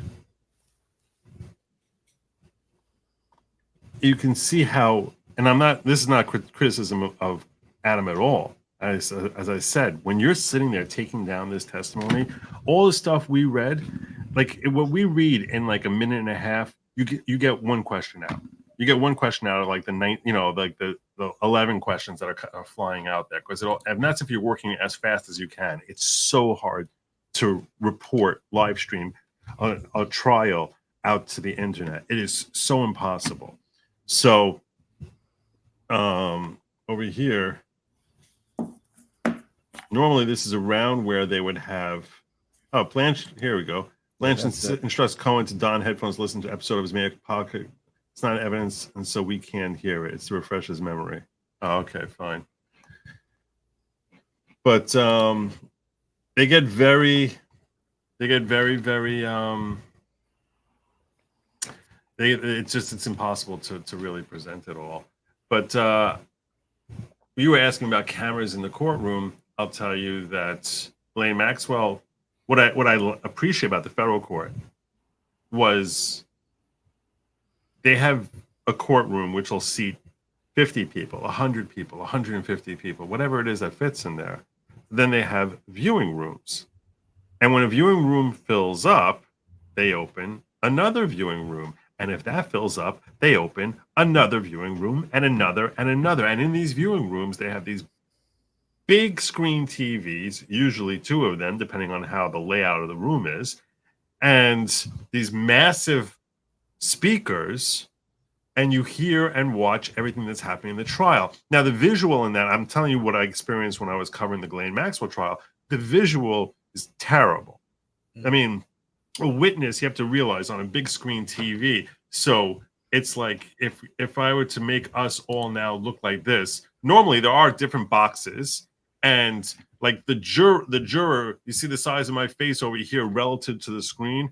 The entire juror would be basically like smaller than like my headphone. So you can't see their face, you can't see anything. It'd be like smaller, it'd be smaller than my headphone over here. The entire juror that you see, and an entire screen, and I'm saying relative to the entire size of the big screen TV, that's how small the entire juror would be, and their face would be like this big right here. And now you're supposed to make out facial expressions. You can't even tell if half the time if they come in there, if they're XX or XY chromosome. Like that's how small they are. But at least you can sort of see the dynamics happening in the room. Then they'll have a different camera, like where Paulie is now, which will show one side of the one table, the prosecution table. And then where Shiloh is, you'll see the defense table. And then where Michael is, you'll see the judge's bench from a big distance away, so that the judge will look basically smaller than the camera portion of his thing. Like the judge's face would look like the top size of this.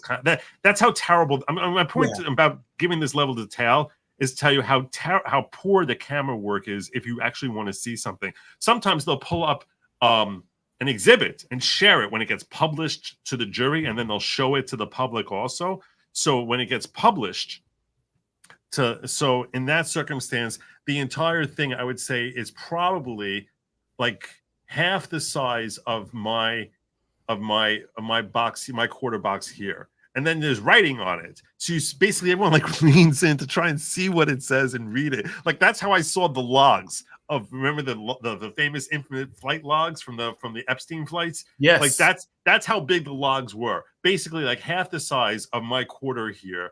And there's like scribble, it's all handwritten logs that we're looking at. It's sitting there. I was like, whose name? Wait, does that say Dershowitz? I don't know. Is that, you're sitting there, you're trying to like figure out like, so that's flying to Tokyo. Like it was crazy, but at least they tried. Joe, let me ask you, don't you think this no camera in the courtroom, that they probably started that in like the 70s or 80s and said, okay, no cameras. Now with every single person has a camera in their pocket, why wouldn't they just let cameras in every courtroom? I mean, doesn't that make sense? Oh, you're preaching the choir on that. Transparency, okay. And for I am a firm believer that if we had transparency of all our institutions, that every one of them would be so much more reliable today, and the world would be a happier place. Yes, I have no doubt in my mind that if we had greater transparencies about our courtrooms, if we had greater transparency about what happens in some of these meetings, like the meetings that all happened in 2020 when we all were trying to deal with the crises of 2020, if we had for elections, if there's greater transparency in school classrooms, if there was greater transparency, so many of the problems that America is grappling with, where there's division and hatred and anger and resentment, all come from the fact that people don't trust what's happening there and have absolutely no way of independently verifying it. And that's why, like if we talk about, like, for example, the election, if we had real transparency that people could see the work that's being done, even though no one would actually look at it, there would be a handful of people of the millions of Americans, there'd be like 15, 30 of them out of, like less than 1% of 1% of 1% of 1% who actually would do the work of going through all of them. But the fact that they could be going through would strengthen our trust in the system immeasurably. Sure. And then if you're questioning election results, it's like, what are you, retarded? You can go look yourself. Exactly. Just go pull it up and you'll see for yourself what happened when they were counting the ballots 2 days after. We could all watch exactly how the process happened and see how things are happening and verify with our own two eyes. And the fact that they try and keep everything you can't see, no looking, not for you, you're not authorized, not for you, can't see what's happening in your own kid's classroom, can't see about discussions as to like what happens and what treatment should be given for this or what issues or how we'll deal with this issue.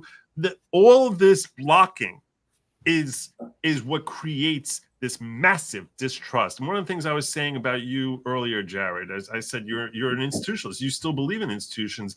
And Mario said he used to.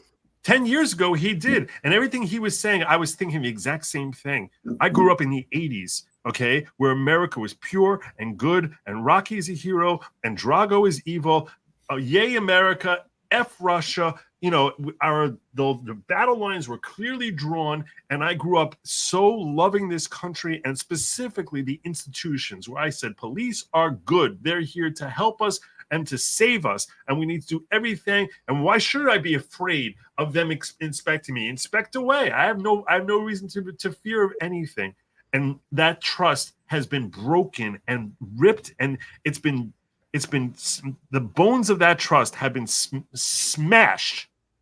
And in large part, it's because we cannot see what they're doing. And every time the veil is pulled away a little bit, the veil that's covering them is pulled away a little bit, we see such gross corruption that we're like, oh my God, what is under the rest of that veil that they're still keeping shielded from us? And that's why there's such great distrust. That's why Trump is so popular. That's why, because he calls out fake news and he's like, look, this is fake. This is just gaslighting, complete crap that they have a narrative and they're going to portray it that way. And we see it over and over again. And that distrust is why MAGA became such a big thing.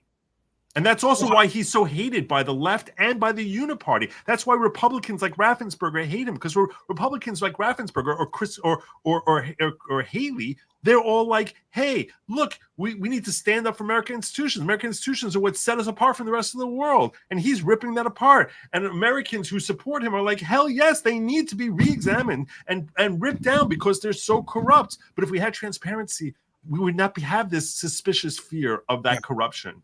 And that's why I think transparency is the disinfectant that America desperately needs, and the powers that be are terrified of that. They're terrified because the globalists are like, they look at Americans with such disdain. They look at you as if you're an idiot and that you're there to be taken advantage. You're a nuisance that they have to deal with every once in a while. And to the degree that they have to deal with you, they will. But to the degree they can basically silence you and say you're unimportant, you're insignificant, we're in charge here, and we're basically amassing our own wealth, power, fame, influence over you and in our little circle that we earned our way into this inner circle. We're the special ones. You all suck.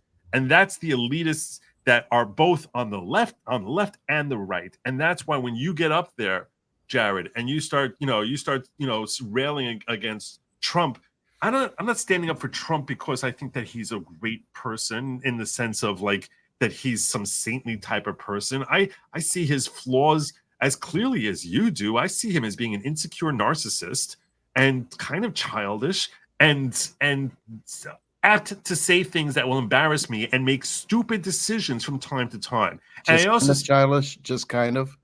Yeah, that's what I'm saying. Okay, it's fair. Yeah, I mean, maybe that's even too generous an assessment. But the point is, you know what? But I still believe, and I believe that the reason he's motivated is because he wants people to love him, and he wants to be worshipped because he's insecure. And self-rewarding.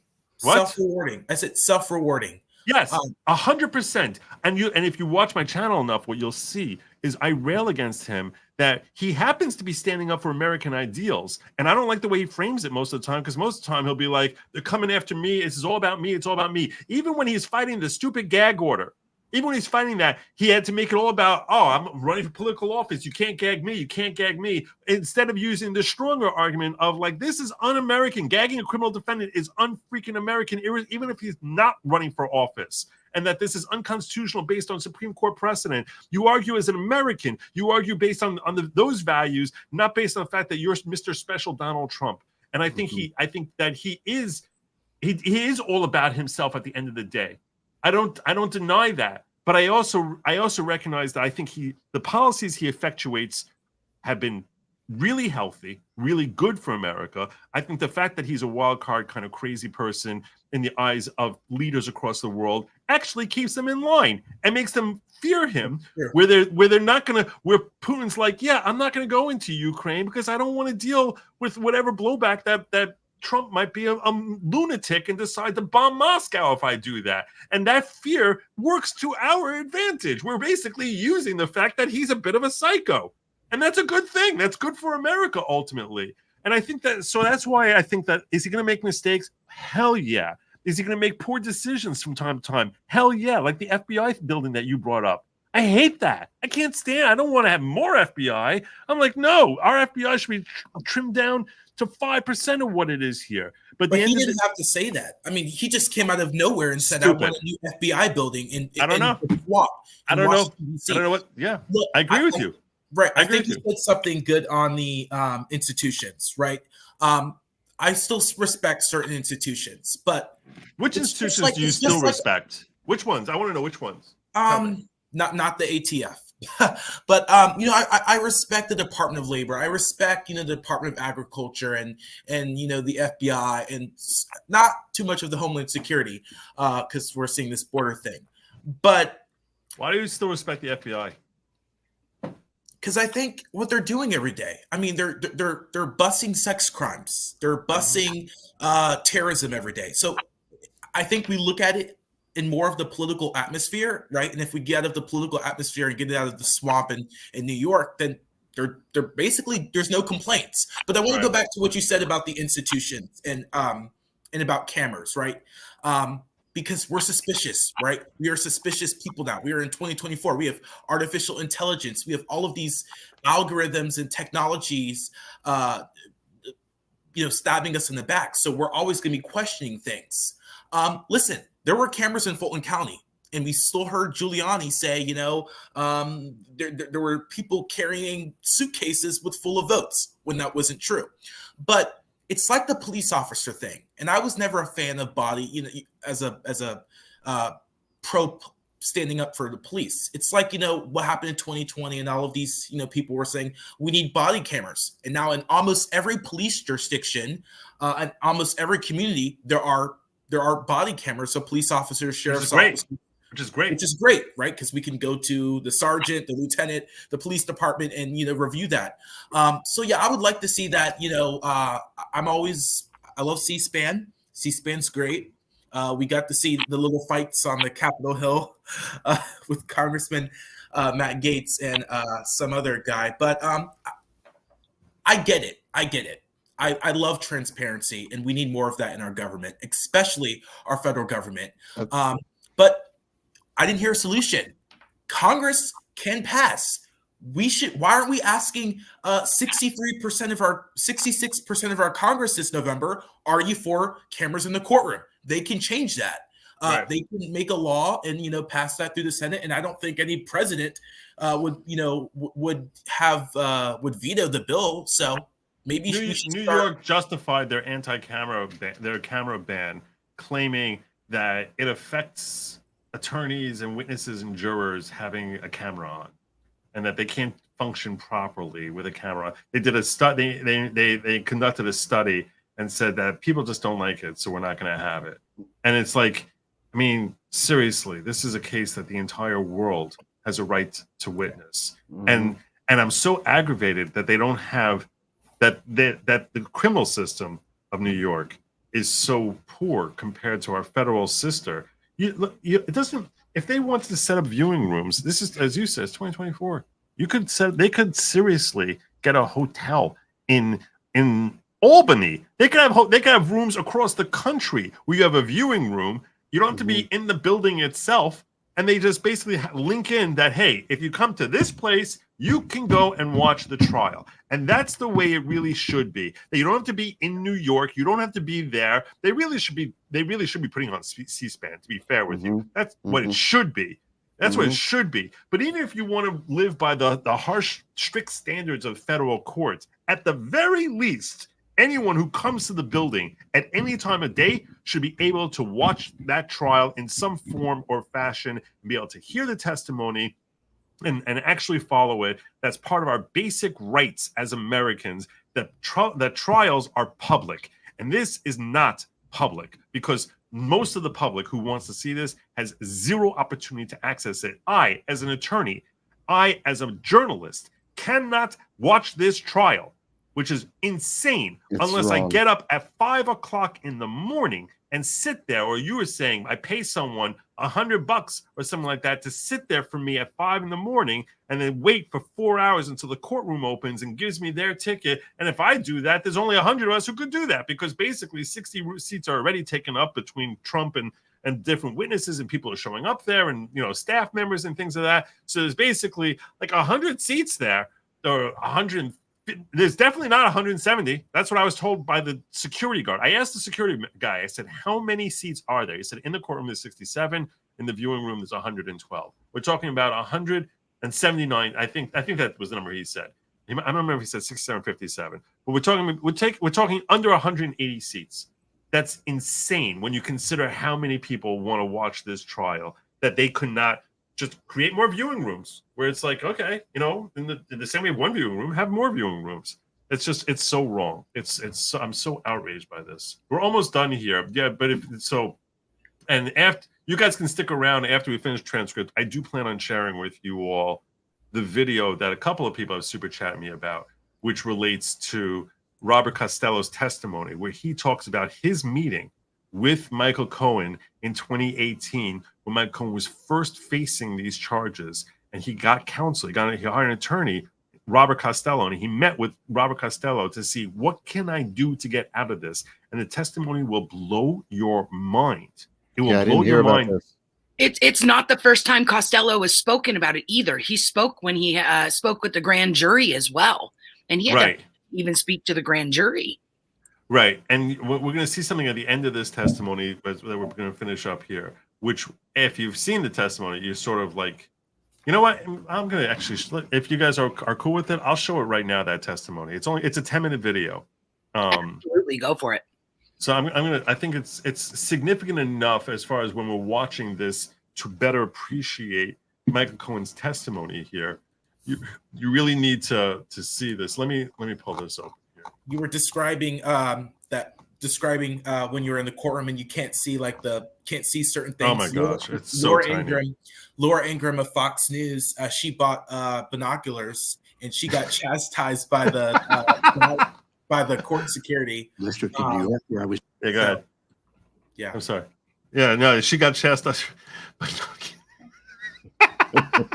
No binoculars. It's funny. It's really funny. You can't bring a phone in there because they're afraid you're going to record it and retransmit it. I mean, if you're media, then they trust you. If you're a lawyer, they don't trust you, which is asinine. But don't get me started. That's why the reason I got this card here. You know, I mentioned that I am a member of the media, Jared. The reason I got this stupid card, the reason I got this is because I was like, oh hell no, you ain't gonna tell me that some jackass from CNN is allowed to pull his phone out, but I as an attorney cannot in a New York courtroom. I was like, that's not happening. I'm media too. Stop telling me this. Well, did you create that or no? That's legitimate. I went through the process. I was like, why am I not media? I should be media. I was like, I can pay the stupid $35 fee and substantiate.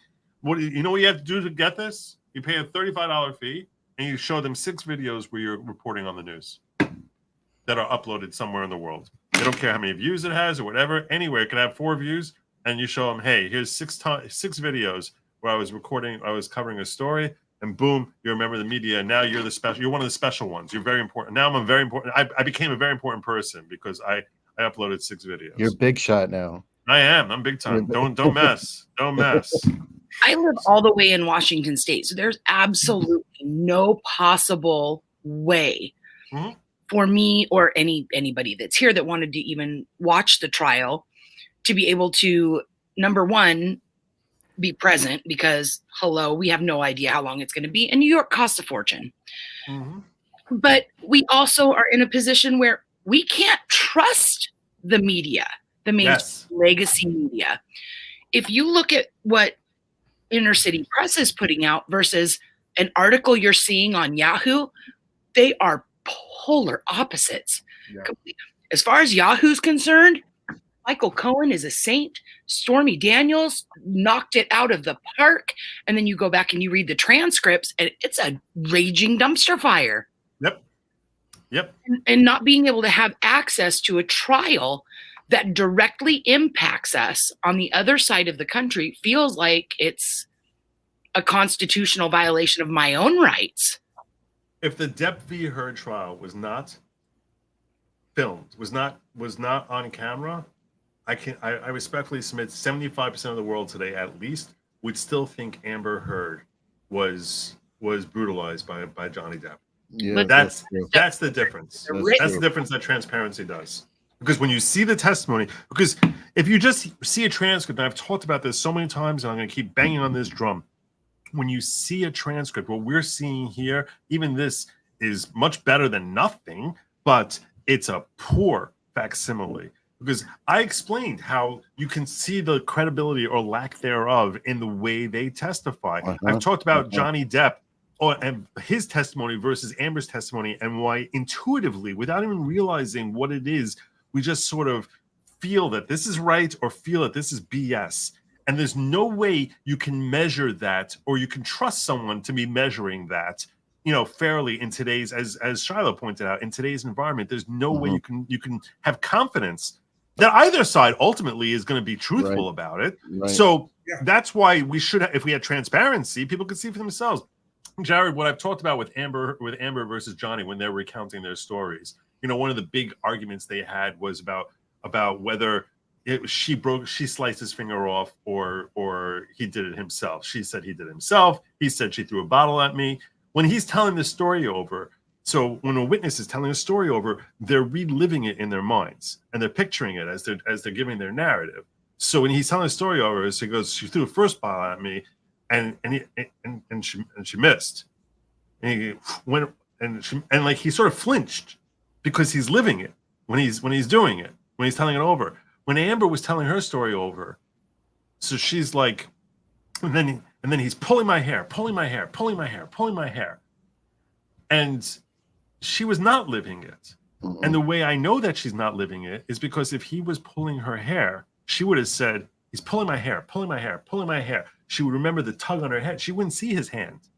She sees the hand because she hasn't lived it. She's just watched it on TV of someone yanking on hair, but she hasn't actually lived it to know that, hey, if you're remembering it in your brain, you would tell it over as, oh, it's pulling my hair. Her head would be tugging back as she's reliving it. That's how, but how does that show up in a transcript? It doesn't. That doesn't show up at all in transcript. You just know it intuitively when you see it. This is true. This is false. And you might not even be able to identify why it is that you feel is true or false. I try to focus. I spend so much effort in trying to assess my own brain as to why do I come to this conclusion versus that conclusion, and replay and sort of think like, what did I see? Why was my gut reaction that way versus the opposite way? And I start and I'll reassess, and over. That's a fixation I've had since I'm a kid, where I overanalyze, and that made me more attuned towards trying to understand how my brain is selling me on one idea versus the opposite idea, and why I might be seeing something completely different, and breaking things down, like the fact that he's flinching that way and she's making this motion. Most people might even see it and just think this is true or false, but not assess it. That's kind of what I feel like is one of the major values I add, is that I have invested so much time in studying what makes us come to the conclusions that we reach. But even if you don't know why you're doing it, why you're coming to that conclusion, your gut instinct is almost always right, because because your gut instinct is your experience talking to you, and you don't remember what it is that you saw or smelled or heard, or the tone. That's why gut instinct is so invaluable. That if you then I strongly believe, not when someone says my gut instinct says that this horse is going to win, but that when you're trying to basically, when your gut instinct says this person is a good person or this person is a bad person, you're associating them with someone who you know from your past, or something you saw in the past which you think is good or bad. And that's what it's your life experience on a subconscious level that you don't realize. It's that you don't even remember what that experience, it could have been a year ago or it could have been 40 years ago, but something is sort of calling back to you that this is positive or this is negative. And that's why, and it's probably something that helps you navigate through the world in a healthier way. And that's why I'm such a big believer in gut. And that's why I say a transcript, you can't assess credibility from it. You really, you can try to read tone into it. Like I'm sitting here trying to read Blanche's tone into it. But at the end of the day, there's no way to know really for sure how credible they are. And there's no way to know what the jury is thinking also. It's impossible. Like when these people do jury assessments, it's a joke. Anyway, let me get to some of these super chats here. FBI encourages people to commit terrorist crimes that otherwise would not happen, aids them, and stops it before the end to claim credit for stopping a crime the FBI stage. That's what we saw with Michigan, right? With the Whitmer kidnapping hoax. That really, I mean, that should shock a lot of us what that was. Wake up, Jared. The FBI and CIA are militias that overthrow the government and now trying to control the entire DOJ. We've seen some scary stuff. We've seen some scary stuff, young man. Do you think we can trust the court reporters to be honest? Yes, I would trust them to be honest. I would say the same thing. My gut is that they're not. It's like they're not sufficiently invested that they're going to start manipulating things, especially because they also feel as if they're not going to be influencing that much. So, at least in Georgia, the election interference case, that case is live streamed. The cameras, audio of Donald Trump, and then the 16 defendants. So at least we can see that. But I doubt we'll even see that trial go before the election. What do you think? I agree with you. I don't think any other trial is going to happen before the election. I think that I think that in the Eileen Cannon case in Florida, I think that she doesn't want that. She hates that trial. She thinks it's a stupid case. You think she's biased? I don't know if it's bias or she just is like, this is a stupid case, because it is a really stupid case. But the only one who's been fair. I would say that the Judge Chutkan wants to move that case along. I think she's going to be forced to. I think the Supreme Court's going to force her to carve out a lot of things in the indictment and then assess whether or not the indictment can still stand as a charge, and that's going to take time. Because I'm anticipating, and I could be wrong, but just from listening to the Supreme Court oral arguments, I am anticipating that they are going to say that anything that's in the ambit of his role as president, you cannot name that in the indictment charge. And that doesn't, but there still could be other things he did that are not in the ambit of his presidency. So for example, when he gives a speech at the Ellipse, that's not part of his presidential duties. That's not part of fulfilling his roles, his role as commander. I think that they'll probably try and give parameters to give a definition to what's considered in the ambit of his presidency and what is not. That's probably going to be a major part of their decision as to like, what makes something presidential duty versus personal. And I think that they're going to say, based on this. So, for example, the phone call that I think you mentioned, I think they'll say that the phone call where he's trying to establish that elections are being run fairly. And one of the things he says in that phone call over and over again, by the way, I don't know if you listen to it, Jared, but in that phone call, one of the things he says is, don't you want a fair election? Don't you want a fair election? Why would you want this? Now, you have elections yourselves. Don't you want fair elections in Georgia? And that's why when I hear people say, when he's saying, find me the votes, that he's trying to encourage them to steal from him, when literally a minute later he's like saying, don't you want fair elections? It's clear that he's saying, just find enough so that we know the outcome here is proper, and not that you should manufacture. I'm in the line of thinking, just let your lawyer be on the phone, right? I mean, it just saves you a whole bunch of mistakes. No, because he's being presidential there. He's trying to make sure his election integrity. It happens to be his election, but it could affect, in theory, the election of assemblymen in the state of Georgia. It could affect so many different things. That's why I said lawyer. Your lawyer is your spokesperson for you. So why should he not be doing that? Because he's on the ballot? Yeah, I mean, if it was in 2018 and he was sitting there and he was screaming about it, that would be totally fine. But you're saying because he, right? I mean, I think you would say that's totally fine. 2018 when he's not on. No, I'm saying when he's not on the ballot.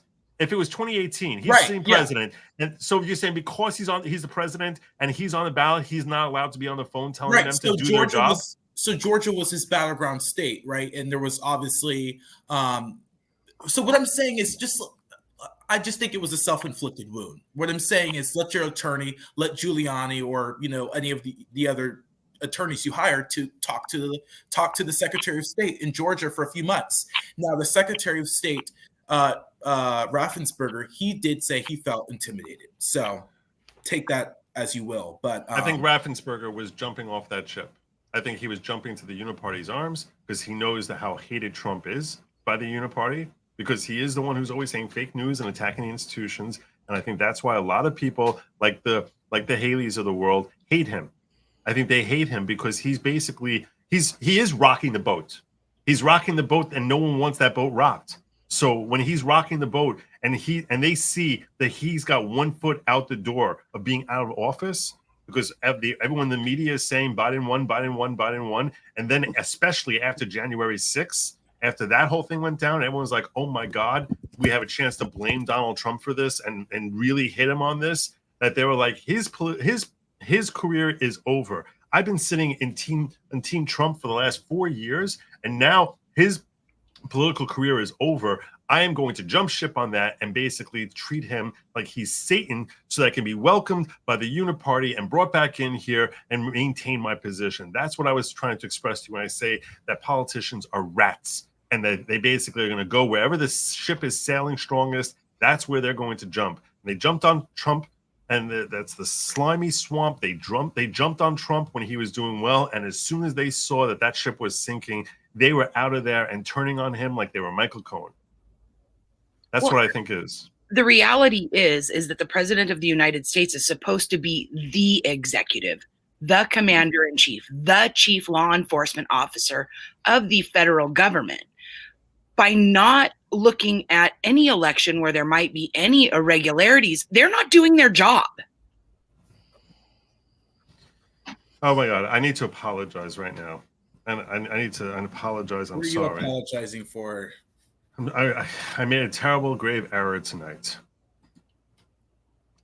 I've had that fixation too, and you just helped me realize why I want to be an attorney. Great stream tonight. No. Never. I am going, no. No one should ever become an attorney because I'm an attorney. Nothing I ever say to you should encourage you to become an attorney. I will not have you blame me for this 20 years from now when you're miserable and hating your life that, oh, I saw a good Lawgic stream, and that's why I became an attorney, okay? Because I'm going to tell you, I hate Harry Hamlin for being on LA Law when I was a kid, encouraging me to be an attorney. I'm not going to have you blaming me for the miserable life that lawyers always end up having. I'm telling you now, if you're going to be a lawyer, you're almost definitely going to have a miserable life. You might make a lot of money, you'll still be miserable. It is not a way to live a happy life. If you're in corporate, you're going to have boring work and basically consider wanting to self-delete. And if you're in litigation, you spend your entire life fighting with every human you come in contact with. You are fighting with your adversary. You're fighting with judges. You're fighting with clients to get money out of them. You're fighting with your peers to get recognition from your bosses, and you're fighting with your bosses who are not happy that you're not sitting there as a slave in the office for only 19 hours, for only 18 hours a day instead of 19 hours a day. You are committing yourself to having a miserable life, and now you have to commit to pay $300,000 in debt, and probably by the time you go through law school, it's going to be $450,000 or $600,000. Who the hell knows what it is? Well, instead of earning money during that time, you're building a net loss for 3 years. I am telling you now, don't do it. Don't do it. Everyone thinks I'm joking. I mean this sincerely. The day I got admitted, my boss said to me, "Congratulations on being admitted. I'm going to give you the best piece of advice in your life, and that is get the hell out of law today." That's what he told me. I was like, what? 3 years of hell for nothing. Yeah. So I'm telling you now, don't let anything I say inspire you to become an attorney. It is not a road to a happy life. I happen, thank God, to have a very, very happy life now. I spent 2 decades miserable working as an attorney. Miserable. I love this job. And the fact that I'm a lawyer enables me to do it in a different way than I could if I was not an attorney. But I'll tell you right now, very few of you are going to become attorneys and then end up podcasting. And I cannot imagine how people find joy in any other way as practicing attorneys. So right now, I'm telling you, don't do it. Live a happy life. Become an engineer. Become a carpenter. Become a freaking plumber or a car mechanic. Run your business with integrity. Run it well with competence and integrity, and you will be fabulously wealthy, live a much happier life, much more control over your day-to-day, choose who your clients are, live a much, much happier existence. I am pleading with all of you. I mean it so sincerely. Don't go to college. Don't. It's a waste of time. Go to a trade school. Learn how to actually do something that people need so you are invaluable. I guess if you want to become a doctor or something like that, well unto you, but that's some people's calling. No one should ever become an attorney because I inspire them to do that. Quite the contrary. Don't do it. I was going to clip that and send it to my daughter, but she's getting ready to go to medical school. Thanks, Joe. My daughter, look, I'm saying this, I'm telling you now, my 2 daughters, they both graduated college. One of them ended up becoming a PA. One of them is a PA. The other has a pretty nice job in computer graphics. And I'll tell you, look, they spent as little time as possible as they could to just get the degree to have on the wall. And they paid almost nothing for college because they happened to do well in school to get like grants. I certainly was not going to cover it for them. I was like, no, you go take care of yourself. You're grown. Take out loans if you need to. Well, I actually did you wanted to be an attorney, but listen, I graduated 2 years ago from Virginia Tech here in the Commonwealth. And you couldn't tell me that at 4 years old because I was always watching Judge Judy. I wanted to be a civil court judge. I hate criminal cases. I hate them. Civil court cases, it's so easy. 40-minute cases. Here's your decision. Preponderance by the evidence. I I've always wanted to be a civil court judge since I was like 4 years old. I was watching Judge Judy, Hot Bench, and all of those other shows. But I mean, yeah, I think, being in trial, like a criminal trial, but maybe if you want to be a judge, maybe you want to be an appellate court maybe that, I don't know if that, I guess it depends what I haven't lived that experience. Maybe that's better. You have to basically kiss so much butt to become a judge. I can't even tell you. You have to know the right people and spend so much time brown nosing and making the right connections in order to get set up to become a judge. Whether they're appointed in your jurisdiction or whether they're elected, you have to spend so much time investing into basically trying to get in or to get on the ballot in places where they're elected in a jurisdiction like in New York. If you're on the Democratic side and you get the DNC says we deign you to run for office to be a judge in here, you're going to win every single election. You never have to think twice about it.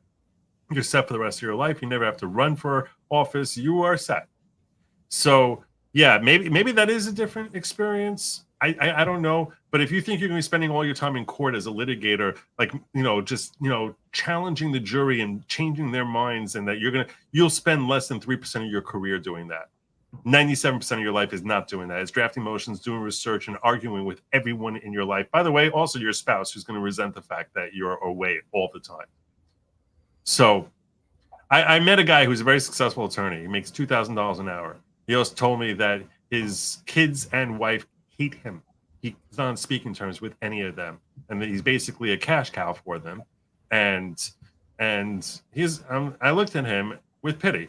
He's got tons of money, and he has a miserable, and he enjoys his work, I guess. He feels like accomplished, but it's such an empty existence. It's so it's sad. You're right. That's right, Paulie. It's sad.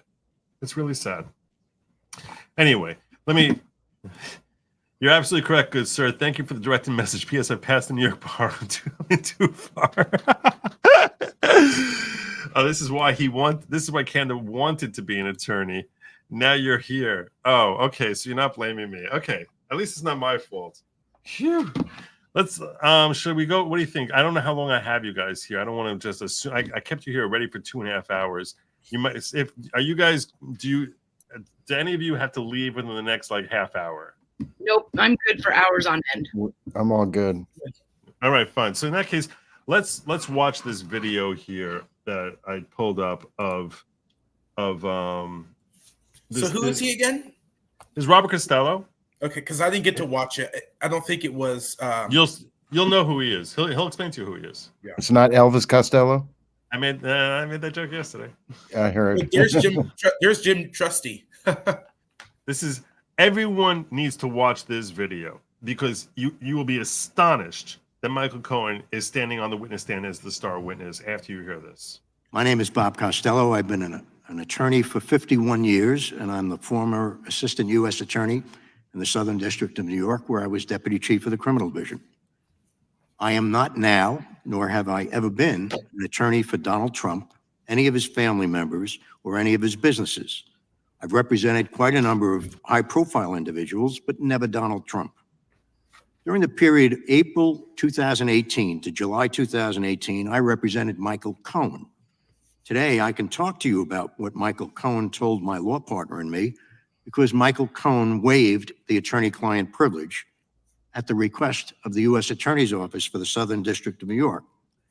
The reason was Michael Cohen had pled guilty to 8 felony counts in the Southern District and was seeking to lessen his sentence. And he thought he could be clever by going into the U.S. Attorney's Office and lying about cooperation. Michael Cohen went to the Now, that's a very serious charge. What he's saying is in order to reduce his sentence, he went in there and lied. That is a really serious thing for him to be saying under oath in front of Congress. And he's going to explain to you why he knows that to be true. U.S. Attorney's Office and accused Rudy Giuliani and myself of conspiring to obstruct justice by tampering with a witness, namely Michael Cohen. The story, which they were floating at the time and his lawyers put out in the various newspapers, was that we had dangled a pardon under Michael Cohen's nose in order to keep him quiet so that he wouldn't testify against Donald Trump. When I received the call from the U.S. Attorney's Office saying, Bob, we'd like to talk to you about your representation of Michael Cohen, I said to them, can I presume that you guys are sitting there with a copy of the waiver of the attorney-client privilege? And they said, you presume correctly. I told them to scan it over to me, and once I received it, I'd be delighted to talk to them. And I did. I went down to 1 St. Andrews Plaza with a lawyer who had been the chief of the criminal division when I was deputy chief, Tom Fitzpatrick. And on the way into the office, he said to me, Bob, aren't you nervous? I said, what for? I'm going to tell the truth, and I have documentary evidence that corroborates me 6 ways from Sunday.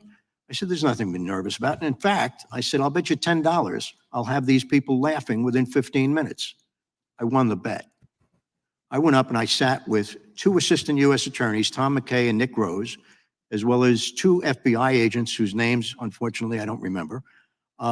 We had a grand old time. I explained our entire history with Michael Cohen through emails and text messages. I explained the many, many lies that Michael Cohen told us. Most especially, I told them that when we first met Michael Cohen in April of 2018, keeping in mind now that I read Michael Cohen's testimony from yesterday's trial in New York on the way down on the train, and virtually every statement he made about me was another lie, a lie that can be proven not just by me denying it, but by myself, Jeff Citron, or Rudy Giuliani, or emails or text messages. Virtually every statement that he made. What he tries to do is he cherry picks certain emails or text messages and tries to make them look like something else. The story he told yesterday was that Rudy Giuliani and I were somehow conspiring to try and keep him quiet, to try and keep him from flipping. That's the term we use in the trade for cooperating.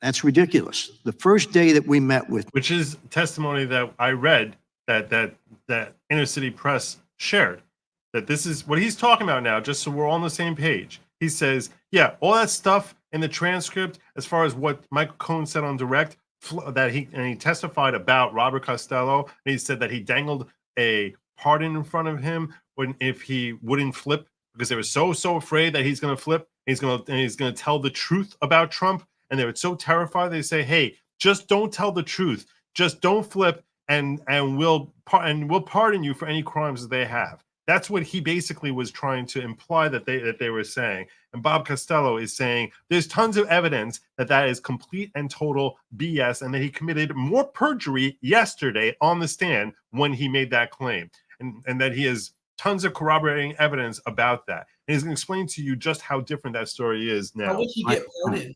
Were they what? Were they state crime? Were they federal crimes? You said pardon. You're saying pardon. Yeah, like how would he pardon him? I mean, I think there was the DOJ, so they could have been federal crimes. They were lying to Congress is a federal crime. So yeah, he could have been pardoned in theory. And that, by the way, that could be a reason he's resentful towards Trump also, that he didn't get a pardon. I think it was federal crimes. It must have been, right? At the Regency Hotel, at his request, and there's email correspondence that show this. We went up there. I had never met Michael Cohen before. I didn't have any idea who he was or what sort of problem he was in. We'll get to this. I saw this guy in a conference room at the Regency Hotel marching back and forth like a tiger in a cage. He was absolutely manic. He looked like he hadn't slept in 4 or 5 days. And he kept on. We'll get there. He knew my partner, Jeff Citron, for 10 years. I didn't know the guy. He kept on pounding on the table throughout his speeches that day. Guys, I want you to know, I will do whatever the F I have to do. I will never spend 1 day in jail. He had to say that at least 10 times, maybe 20. It was his constant litany as he walked back and forth. So I said, Michael, sit down. We need to discuss what's going on here. He told us about the raid, that his offices had been raided, his home had been raided. And he said, I didn't do anything wrong, guys. I don't know what they're looking for. And I said, Michael, the people in the Southern District of New York are very smart people. They got a search warrant for a lawyer's office. You can't do that just by going to the U.S. attorney. You need to go to Maine Justice and get approval from Maine Justice. You need to show them that you have proof that a crime has been committed and that the evidence of that crime is going to exist at the site to be examined. I said, so Michael, these people think that you did something wrong. What is it? I said, this is protected by attorney-client privilege, and it was until he waived the attorney-client privilege. I swear to God, Bob, I didn't do anything wrong. In fact, I'm cooperating with the special counsel. I'm cooperating with Congress. Of course, he forgot to tell us that he lied to Congress, but that was part and parcel of the way Michael Cohen is. So I sat him down and I said, look, Michael, clearly here, you're not the target. Nobody's ever heard of Michael Cohen, but you are the lawyer for President Trump, and clearly that's their target. And let me explain to you how things work. When they get a search warrant, they're looking to gather evidence. They already have evidence against you for something, but you haven't told us what it is. And they are going to roll over you. You're just a bump in the road. Their target is Donald Trump. So I want you to think carefully now. And by the way, up to this point, he had told us when he introduced himself to us that 2 nights before, he was on the roof of the hotel, of the Regency Hotel, seriously considering jumping off, committing suicide, because he couldn't handle the pressure of the legal problems that he saw coming his way. And what he wanted to find out from us that day was his escape route. That's what he called it. Guys, you have to tell me what my escape route is. What can I do to get out of this? And I did. My obligation as a lawyer at that point in time was to explain to him what his options were. Clearly, one of his options was to cooperate. And I said to him, I said, Michael, the way this works is if you have truthful information about Donald Trump, that's clearly what they're looking for, I can have all your legal problems solved by the end of the week. So understand, yesterday, Michael Cohen, admitted perjurer Michael Cohen, got up on the stand in New York and said that this guy dangled a pardon in front of him, saying, don't flip and you'll get a pardon. The attorney himself is saying 180 degrees the opposite. I told him, if you don't want to go to jail, you just need truthful information that can help them convict Donald Trump. He said giving him the advice that an attorney is obliged to give his client, which is, hey, flipping might be really good. Flipping as far as like, as long as you have truthful information that will help them go after Trump. In that case, flip on him, turn on him, reveal it to the DOJ, and you will be, you'll fly, that's your escape route right there. So obviously in that moment in time, if he has anything to share about Donald Trump and he's pacing like a tiger, considering suicide because he's so afraid of the ramifications of being charged, and he's saying, what's my escape route? I'm never going to spend a day in jail. I'm never spending a day in jail. And they say, well, if you have truthful crimes that you can point to as far as Donald Trump, go ahead, share that, and you'll get out of jail. And what does he say? His response, I swear to God, Bob, I don't have anything on Donald Trump. I said, Michael, I want you to think carefully about this. I probably came back to this subject 10 or 20 times during the 2-hour period. Every time I brought it up, every time he answered, I swear to God, Bob, I don't have anything on Donald Trump. I said, Michael, whatever you have has to be truthful. If you think you can go in there and tell these people lies, you're crazy. It's going to backfire on you. You can't do that. So do you have anything on Donald Trump? Probably the 5th or the 6th time I got around to doing that, he said, well, I know that money is missing from the Trump inaugural ball. I said, is Donald Trump involved in that? No. Does Donald Trump know anything about that? No.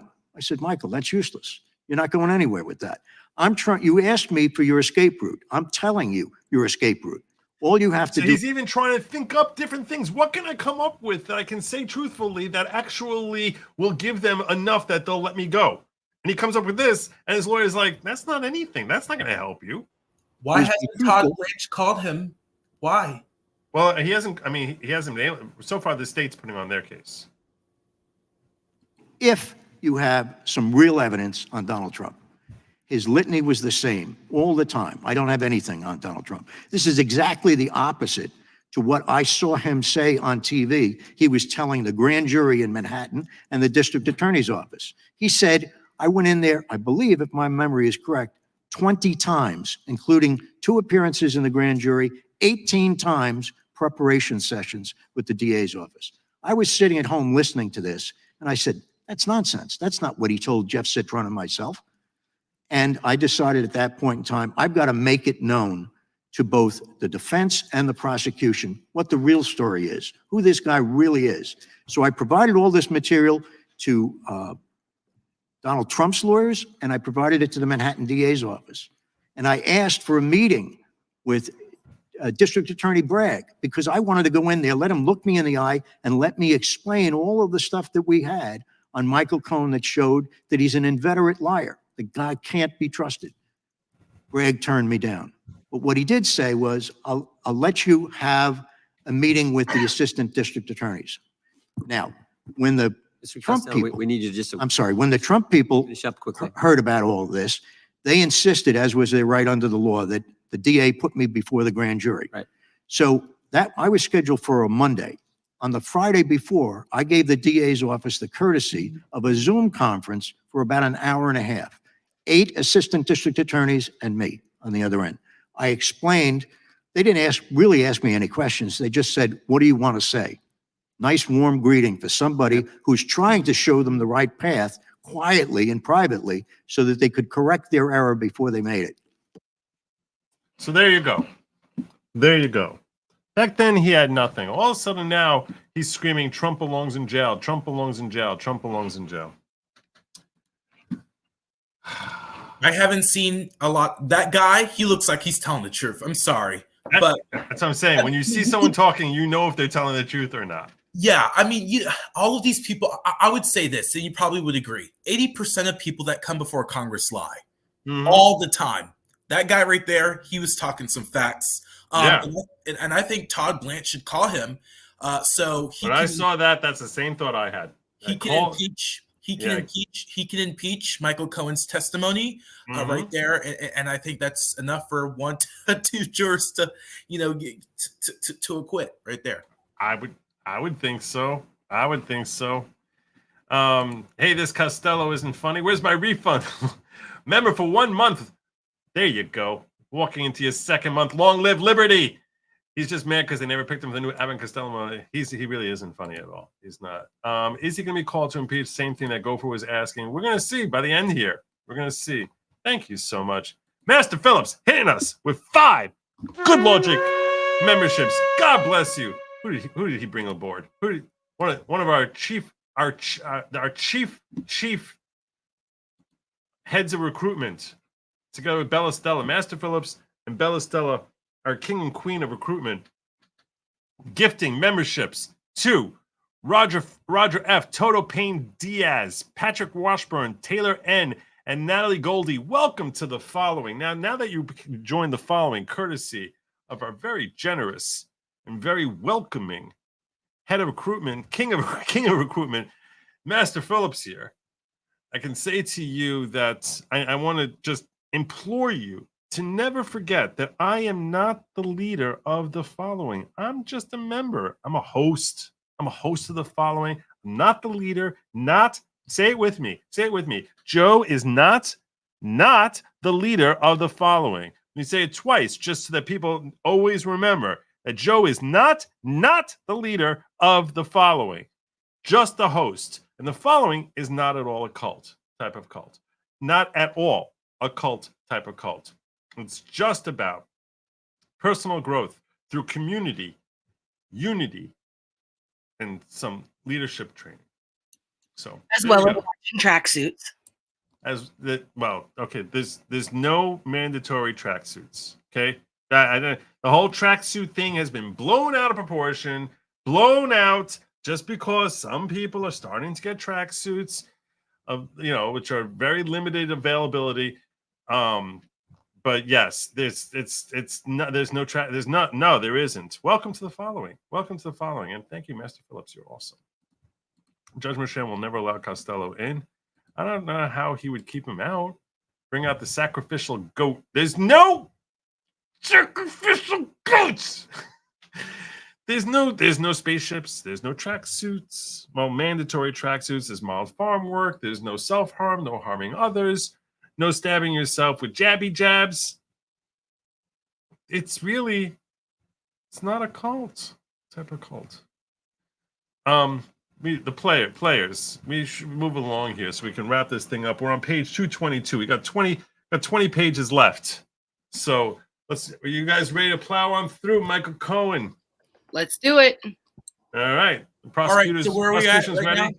Where are we? All right, so you just put the headphones on, right? And Hoffinger says, Your Honor. Your Honor, may we approach for a moment? Yes. This tape is apparently an hour long. I could tell from the screen. I was just given the thumb drive. I haven't had a chance to review any of it. I don't have the rest of it. She was just handed the thumb drive. Now? Yes, I can just get back to this tomorrow. I'm not looking to introduce a lot of things, just 2 or 3. They haven't had a chance to look at it. I literally just gave it to them. I'm happy to go on. Thank you. What you just heard was a portion. Objection. I will allow him to clarify it. Sorry for speaking. What you just heard is a portion of your podcast, Mea Culpa, from October 3rd, 2020, correct? Correct.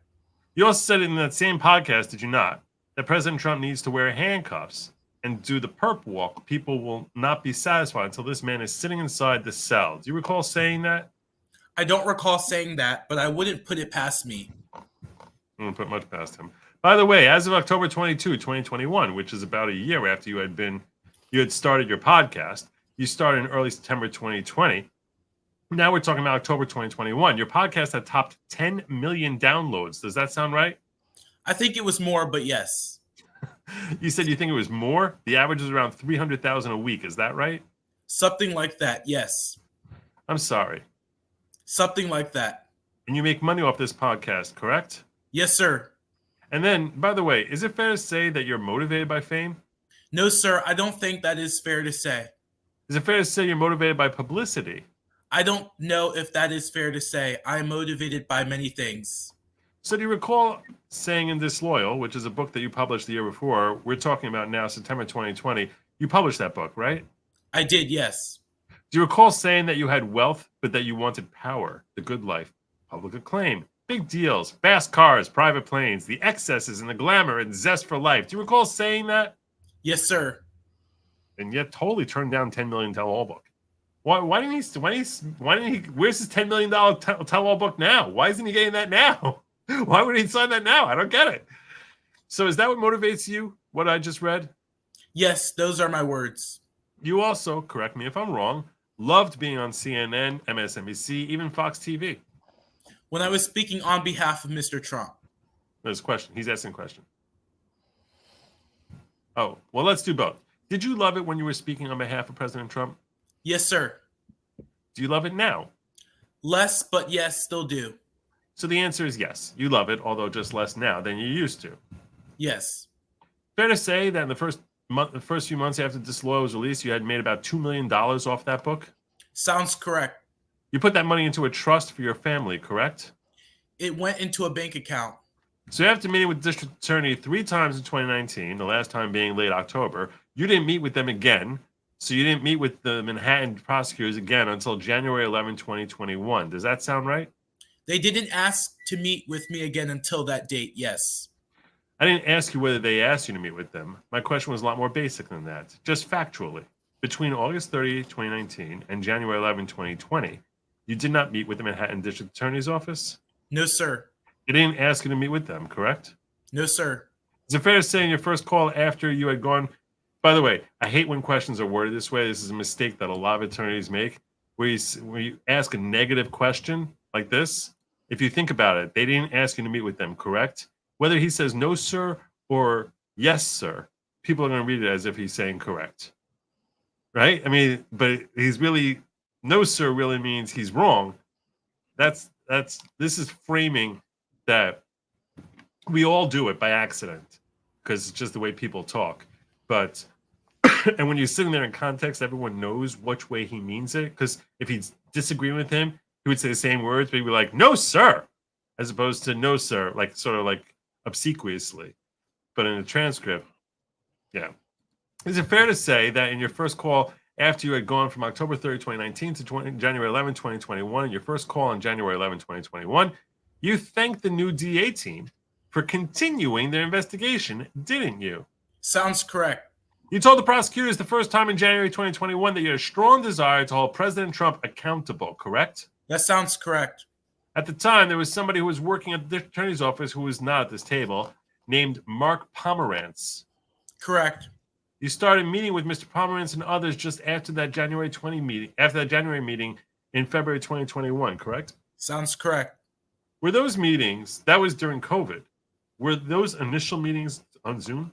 I believe one was Zoom, yes. Do you recall that you met twice in February 2021, February 18th and February 26th, 2021? Again, it sounds correct. Well, do you want to see something to refresh your recollection? Sure.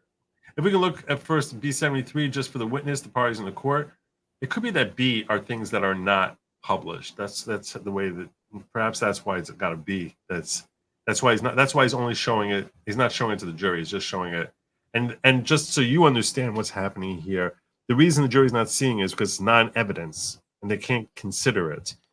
But that there's permission that's granted to the attorney to show it to the witness so the witness's recollection can be refreshed. Your Honor, may we approach for a minute? Yes. Mr. Blanche is now asking about another investigation that occurred in the office related to financial conditions. If he wishes to open the door, I guess the door will be open to that. Given that this is not yet opened, I would caution that if he is asking all about those meetings did not have to do with the case. I'm not asking him about the specifics of what he spoke to the district attorney about in February. I was asking if he did meet with them. The implication is that he met with them to discuss the case. If it doesn't open the door, I'm happy to make it crystal clear it wasn't about this case. It was about a different investigation. I don't want to open the door.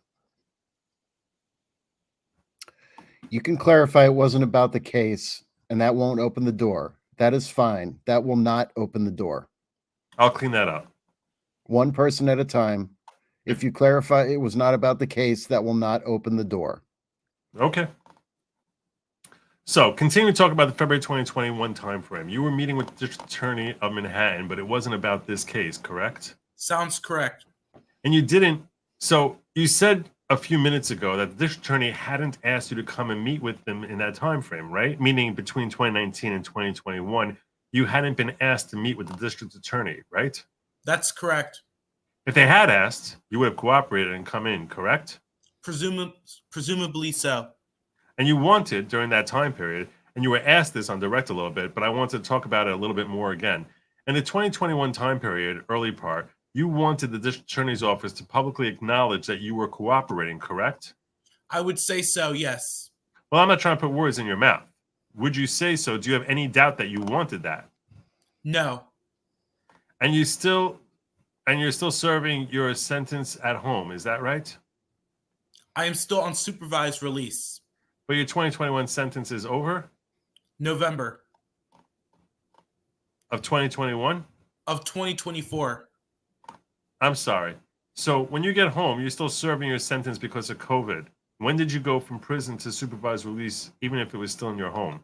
November. Of what year? 2021. So in the beginning of 2021, we're talking about the first 5 months, you're still serving your sentence, correct? Yes, I am still on home confinement. And the rules with home confinement meant you weren't allowed to leave your home except for certain times, for certain things, correct? Yes, a certain number of hours per day that I can be outdoors. You were allowed to go places, but not anywhere you wanted, right? Anywhere in Manhattan. So what was your restrictions when you were still serving your sentence? Other than those 3 hours, I was at home. So 3 hours, 7 days a week? Correct. You were allowed to go anywhere in the borough of Manhattan? Yes. Did you have to wear an ankle bracelet? There was an ankle bracelet at first, which then became a phone. A what? A telephone. So the Bureau of Prisons tracked you on your phone. So when you were not at your home or when you went out for your 3 hours, that's how the Bureau of Prisons tracked you? Correct. The way they knew that you had your phone on was that they would call you, right? Yes. Did they randomly call you? They did. So during that time, and again, I don't want to get mixed up on years. Correct me if I'm saying something wrong. But during that time, the first half of 2021, You wanted the district attorney to publicly acknowledge your cooperation. You were trying to get your sentence, even though you were just on home confinement, lowered, right? I was looking for a reduction in the home confinement portion, not just from this, but also as a direct result of my work that I had done while I was at Otisville. In terms of work and program and credits, I should have been entitled to a year, but I received none of that either. So just so we understand, you're saying that you believe that there had been a calculation that was done by the Bureau of Prisons that maybe wasn't accurate. You were entitled to be released earlier. Is that what you're testifying to? Pursuant to the Bureau of Prisons, you get what's called work credits as well as education credits, to which I took. I put in an application to the Bureau of Prisons as well, which never amounted to anything, and that would only be for the home confinement portion. But correct me if I'm wrong. One of the reasons why you wanted the district attorney's office to publicly announce or talk about your cooperation was to help that effort, correct? I would have used that, yes. And the goal of that was to be released from prison early. Even though prison was different, you weren't in Otisville, you were just at home, right? I did want to be released, yes. And you talked about this on direct, but ultimately, there was no letter or public announcement made by the district attorney about your cooperation, correct? That's correct. So again, talking about the 2021 timeframe, you're still under the terms of imprisonment, at least until November, right? You were doing your Mea Culpa podcast from your house, correct? Correct. And you were meeting with the district attorney from your house, or did you also go down to the district attorney's office? Possibly a combination. You were also going on TV during that time, as we talked about an hour ago or so ago, talking about the fact that you're meeting with the district attorney, correct? Yes, but I don't believe when I was on home confinement that I was doing television. I would have to double check that. You don't remember on January 17, 2021, being interviewed by MSNBC, someone named Ari Melber? You don't remember that?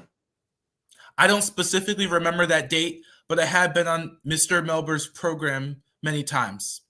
And do you remember the next month, on February 22nd, 2021, going on MSNBC and being interviewed by somebody named Joy Reid? Yes, I have been on Miss Reid's program many times as well. But just so I understand, so I'm talking about 2021. Do you believe you were going on TV in 2021? Yes. And then in November 2021, your sentence is over. And then you're on supervised release, correct? Correct. Can you explain what fundamentally changed when your sentence ends, given the uniqueness of the coronavirus, when your sentence ends and you convert to supervised release?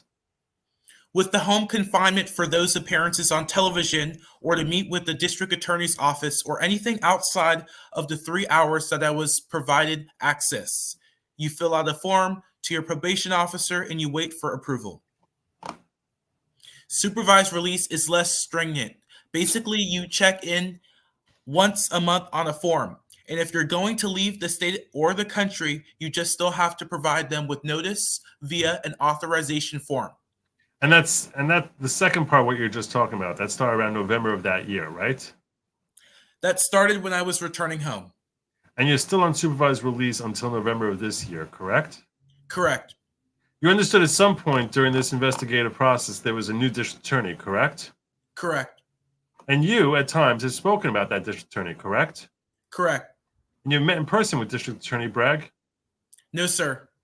Then October 2022, now we have another year gone by. You published your second book, Revenge, correct? Correct. How much money have you made from Revenge? I don't know exactly, but I would say around 400,000. And knowing that in the first 2 months or so, Disloyal made around $2 million, combining the two books, how much more did Disloyal make after the $2 million than it made in the first couple of months? Maybe another million. You made, I'm not expecting you to be exact, you made about $3.4 million from those two books. Is that fair? Over the 4-year period. Yes? Is it? Yes, sir. It is. Yes, sir. So that's over the past... I'm sorry, 4 years, the last 4 years. Yes, thank you. So after you published the book Revenge, by the way, you talk about in that book your frustration about Trump not being prosecuted, don't you? I say things like that, yes. And you say, for example, you don't understand why nobody will hold Donald Trump responsible, right? That sounds correct, yes. I mean, think about this. This is a guy who, when he meets with his attorneys, is like, I can't think of anything that I have on this guy. And in his books and his writings, where he gets paid millions of dollars, he's like, "How's he not in jail?" It's so astonishing. You talk about in your book about your efforts at cooperating with the special counsel and with the Manhattan District Attorney's Office. I talk about my cooperation with them, yes. Now, in that book, you call yourself a fixer, right? I probably referred it, yes. But when you think of yourself as a fixer, are you fixing things that you broke? No, sir. There came a time when you became, that's a pretty funny line. There came a time when you became concerned that the new district attorney was circulating negative stories about you? Objection, Your Honor. Overruled. Can you repeat that? Did there come a time when you became concerned that the new district attorney was circulating negative stories about you? Yes. And you talked about that in your book, right? Yes. And you said that the articles were saying people familiar with Bragg's thinking were circulating stories about you? Objection, Your Honor. Sustained. Now, we talked a little bit earlier. I think that's probably a hearsay objection. Now, we talked a little bit earlier about that time period, just over a year and 3 months ago. So January of 2023, that's towards the end of that month, when you turned over your phones to the district attorney's office, right? I'm sorry, I am confused by your question. We talked about earlier, January 2023. So a year and 3 months ago, that's when you gave your phones, consented to have a district attorney's office come to get your phones and take them, right? Yes, You gave them your password? I did. You signed a consent form? I did. And then investigator Rosenberg came twice. The first time a few days later and got both your phones. Correct. It was around that time, a little before the end of January, that you started texting regularly with investigator Rosenberg, correct? No, sir, I would disagree with that characterization of regularly. Mr. Blanche, this might be a good time to stop. Oh, Absolutely. You're going into a new area? I am. Let's stop now. Jurors, I ask you, please not to talk either amongst yourselves or with anyone else about anything related to the case. Please continue to keep an open mind. Do not form or express an opinion about the defendant's guilt or innocence until all the evidence is in, and I've given you my final instructions, and I have directed you to begin your deliberations. Do not request, accept, agree to accept, or discuss with any person the receipt or acceptance of any payment or benefit in return for supplying any information concerning the trial. Report directly to me any incident within your knowledge involving an attempt by any person improperly. We can skip this part. Yep. This is all. Now, after the jury leaves, this is the part that's more important. You may be seated. Sir, you can step down. Counsel, please approach. Let's just put on the record what we were discussing at the bench. I was asking Mr. Blanche if at the point he still thought it would be possible he would be finished with the witness by Thursday afternoon. You were answering the question. Yes, if I finish, it's at the end of the day, I anticipate, Your Honor. Again, there's no rush. Take your time. Do whatever you need to do. You're also covering a different topic? Yes, Your Honor. As it relates to our expert witness, we put in a proposed charge today. The government put theirs in yesterday, Your Honor. But we would respectfully request that we have an opportunity to discuss the testimony to make sure that our understanding of what is admissible is consistent with the court's motions in limine. Does that sound like something we can do Thursday at 4 when we excuse the jury? Absolutely. Thank you. I will see you then. Okay, now this is very important, what would just happen here. There have been all sorts of reports that at this end part here, that Blanche said he's only having one witness, which is the expert witness. That's how they heard this. That he's only going to have one witness, an expert witness. I don't read this to be that at all. I think that he says he's going to cover a different topic. I don't know what that means when they're talking about the proposed charge. But I don't see anything here that implies, excuse me, didn't mean to cut everyone out. I meant just the opposite. I don't see anything in there which implies, because everyone was asking me this, this question. Please tell me, Mr. Costello's on Trump's witness list. Is he going to be called to impeach Cohen? And I sat there, and when I saw that testimony, so much the same as every one of you, I'm like, oh my God, hell, this dude needs to take the stand and destroy Cohen's testimony. that's what I looked at that. I'm like, this guy is just lethal. He seems like he has so much credibility, so knowledgeable, so straightforward, where he's like basically expressing how, like, yeah, it was privilege. That privilege got waived by Mr. Cohen when he decided to waive that privilege, but I could not tell you these things I'm about to tell you that I am now going to tell you because he waived it, and he's a big fat freaking liar. And when he describes how he's like a caged tiger and everything he's giving in there are all the different things that just sound like, yeah, okay, that's a very believable story that he's telling there. It's really credible. It sounds like, yeah, I can totally picture that happening. So you'd think to yourself, how the hell is this guy not going to take the stand in rebuttal to Cohen's testimony to basically say that when he was at the end of his rope, literally thinking about self-deletion, he could not think of any crimes that Trump had committed, and all of a sudden now he's quote unquote remembering these crimes. Yeah, I think that sorry, Paulie. I'm sorry, Paulie. That just made me laugh. Yeah, so I think that from what I know of the case, what you know of the case, every one of us would be like, if Blanche doesn't put him on the stand, that's malpractice. And yet I heard all these reports claiming that he's not going to the stand. There's only one expert witness, and that's it. And then they're done. So, Michael, I don't know. Did you read that anywhere that there's only one witness that you think that maybe you mentioned that to me? Was that I call you Michael? Jared, is that what you had heard? I'm sorry? You were asking whether this case is going to wrap up by Friday. I'm like, we still haven't gotten to the defense yet. So do you have reason to think that did you see something saying that there's only going to be one witness for the defense? So no, we have that's a good point. We have not heard from the defense. And the defense could go on for weeks in theory. We have no idea how. That's why when you were giving me timeline of like next week, I'm like, I don't know why you think this case will wrap next week.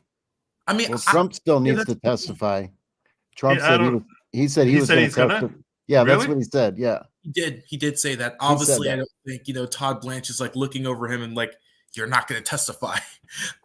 So I don't. I mean, it would be obviously a lie, Joe. Obviously a lie from your guy, but he did say he was going to testify. Oh, Paulie, you're not a Trumper. Let's not get into it. It's complicated, right? I'll tell you right now. I don't know if he's going to testify. I don't know if he's not going to testify. Come on, they're having Sandoval hearings to basically figure out what parts would come in to impeach his testimony and what would not. So Sandoval hearings are New York's the label for hearings that are conducted to determine when you're crossing a criminal defendant, what evidence can be presented to try and rebut him and what cannot come in. So I don't think that I don't know when he made that statement. I don't remember hearing him make that statement. Joe, you're a smart guy. There's not a chance in hell. Every lawyer will tell him not to testify. There's no chance in hell he's going to testify. Every lawyer would tell him not to testify. But he said that last week. I would have told Kyle Rittenhouse not to testify, and he did, and it worked. And his lawyer after the case said, broke down crying, but yeah.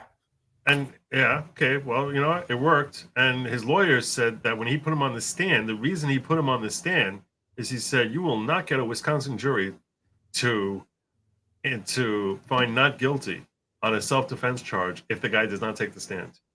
I think it's a good thing he did. Good thing he did. You can say that with 20/20 hindsight, but when he's first taking the stand, we were all like, oh my God, what the hell is Mark Richards doing here?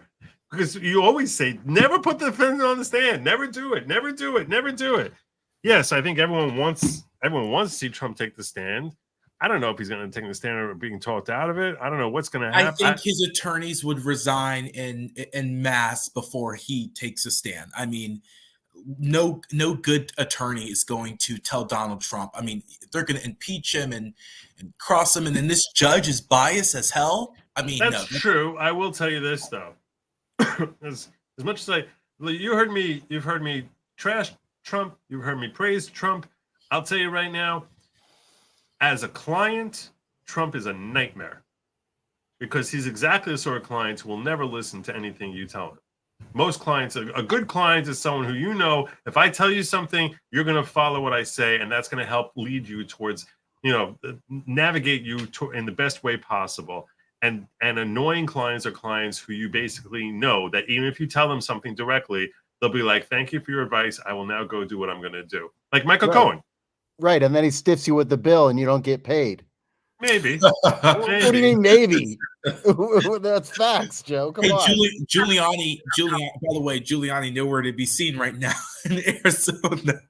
But yeah, Giuliani's missing. Yeah. Hey, He's that. missing. But go for it. Sorry. I do have a question about Cohen, though. How is it that he's able to profit off of the crimes that he's committed? I mean, he's written these books, he's been on TV, he's making this money, but aren't people not supposed to be able to profit off of crimes that they've been convicted of? There are certain laws, there are certain federal laws which are designed to restrict your ability to profit from crime. I think those are violent crimes, though. I don't think that applies necessarily to paper crimes. So I don't know if that would. I never did criminal defense or prosecution, so I'm not going to wait. I think you're asking a good question because it does come up. I have seen things along that line, but I think that part of it is we want to discourage people from engaging in violent crimes, and that could be why such a law may have been passed. It's good. It's real, but I don't know that I'm correct. I'm speculating without being certain that I'm correct. And so if someone knows better, if even claims they know better, I'll likely defer to them if they sound like if they can string two sentences together. So they give me some citation to basically say, "No, Joe, you're completely wrong." Because like I said, I'm guessing. You're asking a good question. I do think that since these are not violent crimes, there may be greater allowability. Because I think you're correct. I don't think you can. I don't know what the state does with that. So let's say a serial killer would go and write a tell-all book after he's convicted and make $50 million from it. I don't think we let him keep that money, but I think it might be different when he's admitting to perjury. Also, if he's not talking about the crimes, he's talking about his life experiences with Donald Trump. So that could be another basis for him to sort of squirm around that problem if it were to exist for him. Did you see Castillo say Michael Cohen told him that he paid Stormy and DJT, never said he would. He paid Stormy and DJT never said he would repay him. I didn't see that. I did not see that. No. Although Alan Weisselberger, he's in prison right now. I've heard that he could be a witness in this case. Do you think we could hear from him possibly? Well, I mean, I don't think the prosecution's, they're not calling any more witnesses. I think they have one more witness. No, I'm not sure. Michael Cohen's the last witness. Is he? Yeah. So. So why would they call Alan Weisselberg to refute some of the stuff he said? So Alan Weisselberger so he's in prison right now because he wasn't working with the prosecutors, I guess. Remember, he was the chief financial officer of the Trump organization. Mm-hmm. So there was something there. I mean, he worked hands in hands with Michael Cohen because Michael Cohen was in the business too. But I just heard that, so I thought I would throw that. But I appreciate that. Yeah. I'll tell you that there's one more point I wanted to make about calling Costello, which, like I said, to me, I see this and I'm like, hell yeah, you have to call him. If you don't, it's malpractice. But I do want to caution you all on one thing, and that is, litigators know that there's an old principle that you can never pass judgment on strategy unless you have the Redwell yourself. The Redwell is a reference to the big file folders that lawyers carry around, which have multiple mini files inside of them. And when you have the entire file, which a case like this almost certainly would have like 10 or potentially 50 Redwells, and like the Engeron case could have like 500 Redwells because there's so many filings and things and so many documents. But it's called, having the Redwell, meaning you have all the files of the case. If you don't if you're not there interviewing witnesses, engaging with potential witnesses, or and knowing about potential pitfalls, it's very easy to sit on the outside and saying they should have done this, they should have done that, whatever. You cannot, but you don't understand the strategies that were discussed and the potential dangers that they're afraid of coming of landmines, that they know that if we bring this guy on the stand, we might have 6 different landmines which would destroy us in ways and make things much worse than they are right now. And you don't, so with respect to Costello, you and I have no way of knowing what those landmines are, because we don't know what went on behind the scenes or what they told their attorneys as far as, oh yeah, the DA might ask me about this and that and this and that and all these different things that I'll have to admit on the stand there, which could potentially really harm Trump if the court allows it to come in. So that's why it's very easy for us to say, how the heck, when you're sitting there on the outside, you're like, how the heck are you not going to call Costello? And what I'm saying is that doesn't mean that they necessarily will, because we don't know what pitfalls are there. I hope that they're able to call him. I do think that he's a very powerful and beneficial witness towards indicting the credibility of Michael Cohen. But I don't have the Redwell, so I don't know that's the case. And I'm certainly not going to pass judgment and say it's malpractice for them not to, because they have access to information that you and I and no one but the defense team has access to. So I wanted to point that out. It's that if you're not an attorney, you cannot, a litigator, you cannot appreciate how much information you have access to as far as potential good and potential bad that comes into your calculus of making decisions that few people ever can know about, because you're not allowed to share that with anyone because of attorney-client privilege. So anyway, I think we're wrapping up here. I think I'm landing my plane. Any other? Let me make sure I didn't miss any rants. I think the ghetto was very quiet tonight. They were so entranced. Any other questions? Anything else? Anything you guys want to shill? If you want to sell something? I only got a 9-minute clip of it, but I'm not listening to it now. I think it's probably a very long hearing, but I'm going to try and I'll try and go through it if I can tomorrow. One more question. Yeah, go for it. So if Trump is found, if he's convicted of this, could we see the prosecution say that ask the judge to hold Trump, ask for a prison sentence? Oh, I'm sure they will. I'm sure that, and one would think that the judge would be inclined to give it to them. The question then comes down to logistics. Like, he has to have Secret Service protecting him. So, I mean, they might try and give him home confinement, and then they're going to have the whole political issue of like, so wait, you're not going to let him debate? He needs your permission to debate. He needs permission to make a campaign rally. How is that not election interference? Like, it's a very crazy situation. So I don't know what's going to happen with any of that. But no one knows. No one has any idea, and I guess we'll cross that bridge when we get there, assuming they get a conviction. So I don't know if anyone knows what. I do think we'll see Congress try to move and see if they can get past passing some law that he loses his Secret Service in the event of that someone who a former president who gets convicted of a felony loses their Secret Service. The Republicans would have to work with the Democrats on that. If any Republican who signs on that, my God, that's going to be that is going to be, oh my God. I mean, imagine they did such a thing, and then God forbid, imagine they actually did that, and then God forbid he got shanked in a shower. Like the country would be in utter turmoil. I mean, it would just be like going to spend a day in jail. He won't spend a single day in jail. Although if he did, I think he'd get 90 million votes. I think he would set a new yardstick for getting votes if he spent one day in jail. You think so? Oh yeah, absolutely. Oh, yeah.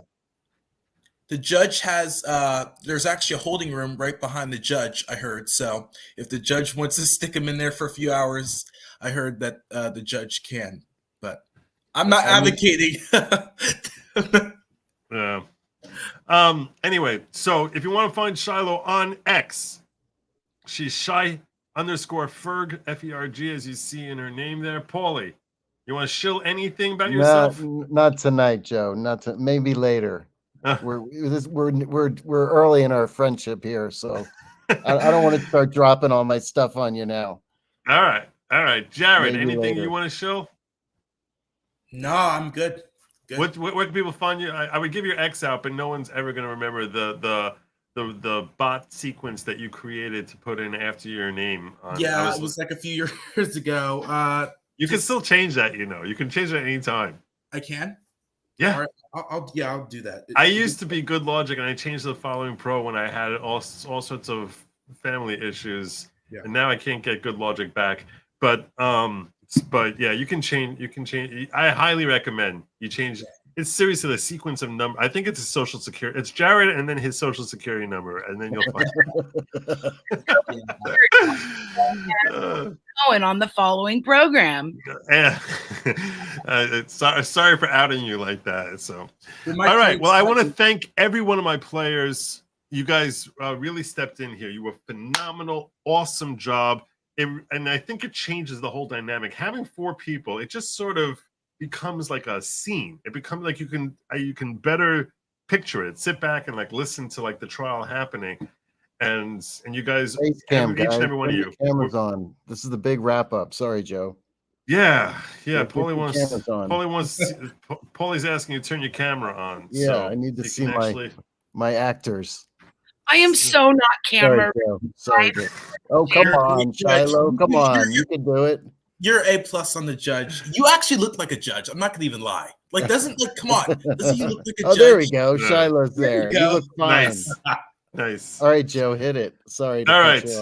Good luck. That's Thank great. you so much. A lot of people love your legal commentary. So keep up the good work. Yeah, thank you. And Rana, thank you for sending me the DM. I'll check that out after the stream. I appreciate you. You're awesome. All right, that's our show. I thank you all for joining me. I will be back here, God willing, tomorrow evening at 10 o'clock. Till then, no matter what the media tells you, it's all just a mind game. They're not yummy. Do not eat the bugs. Have a good night and Godspeed.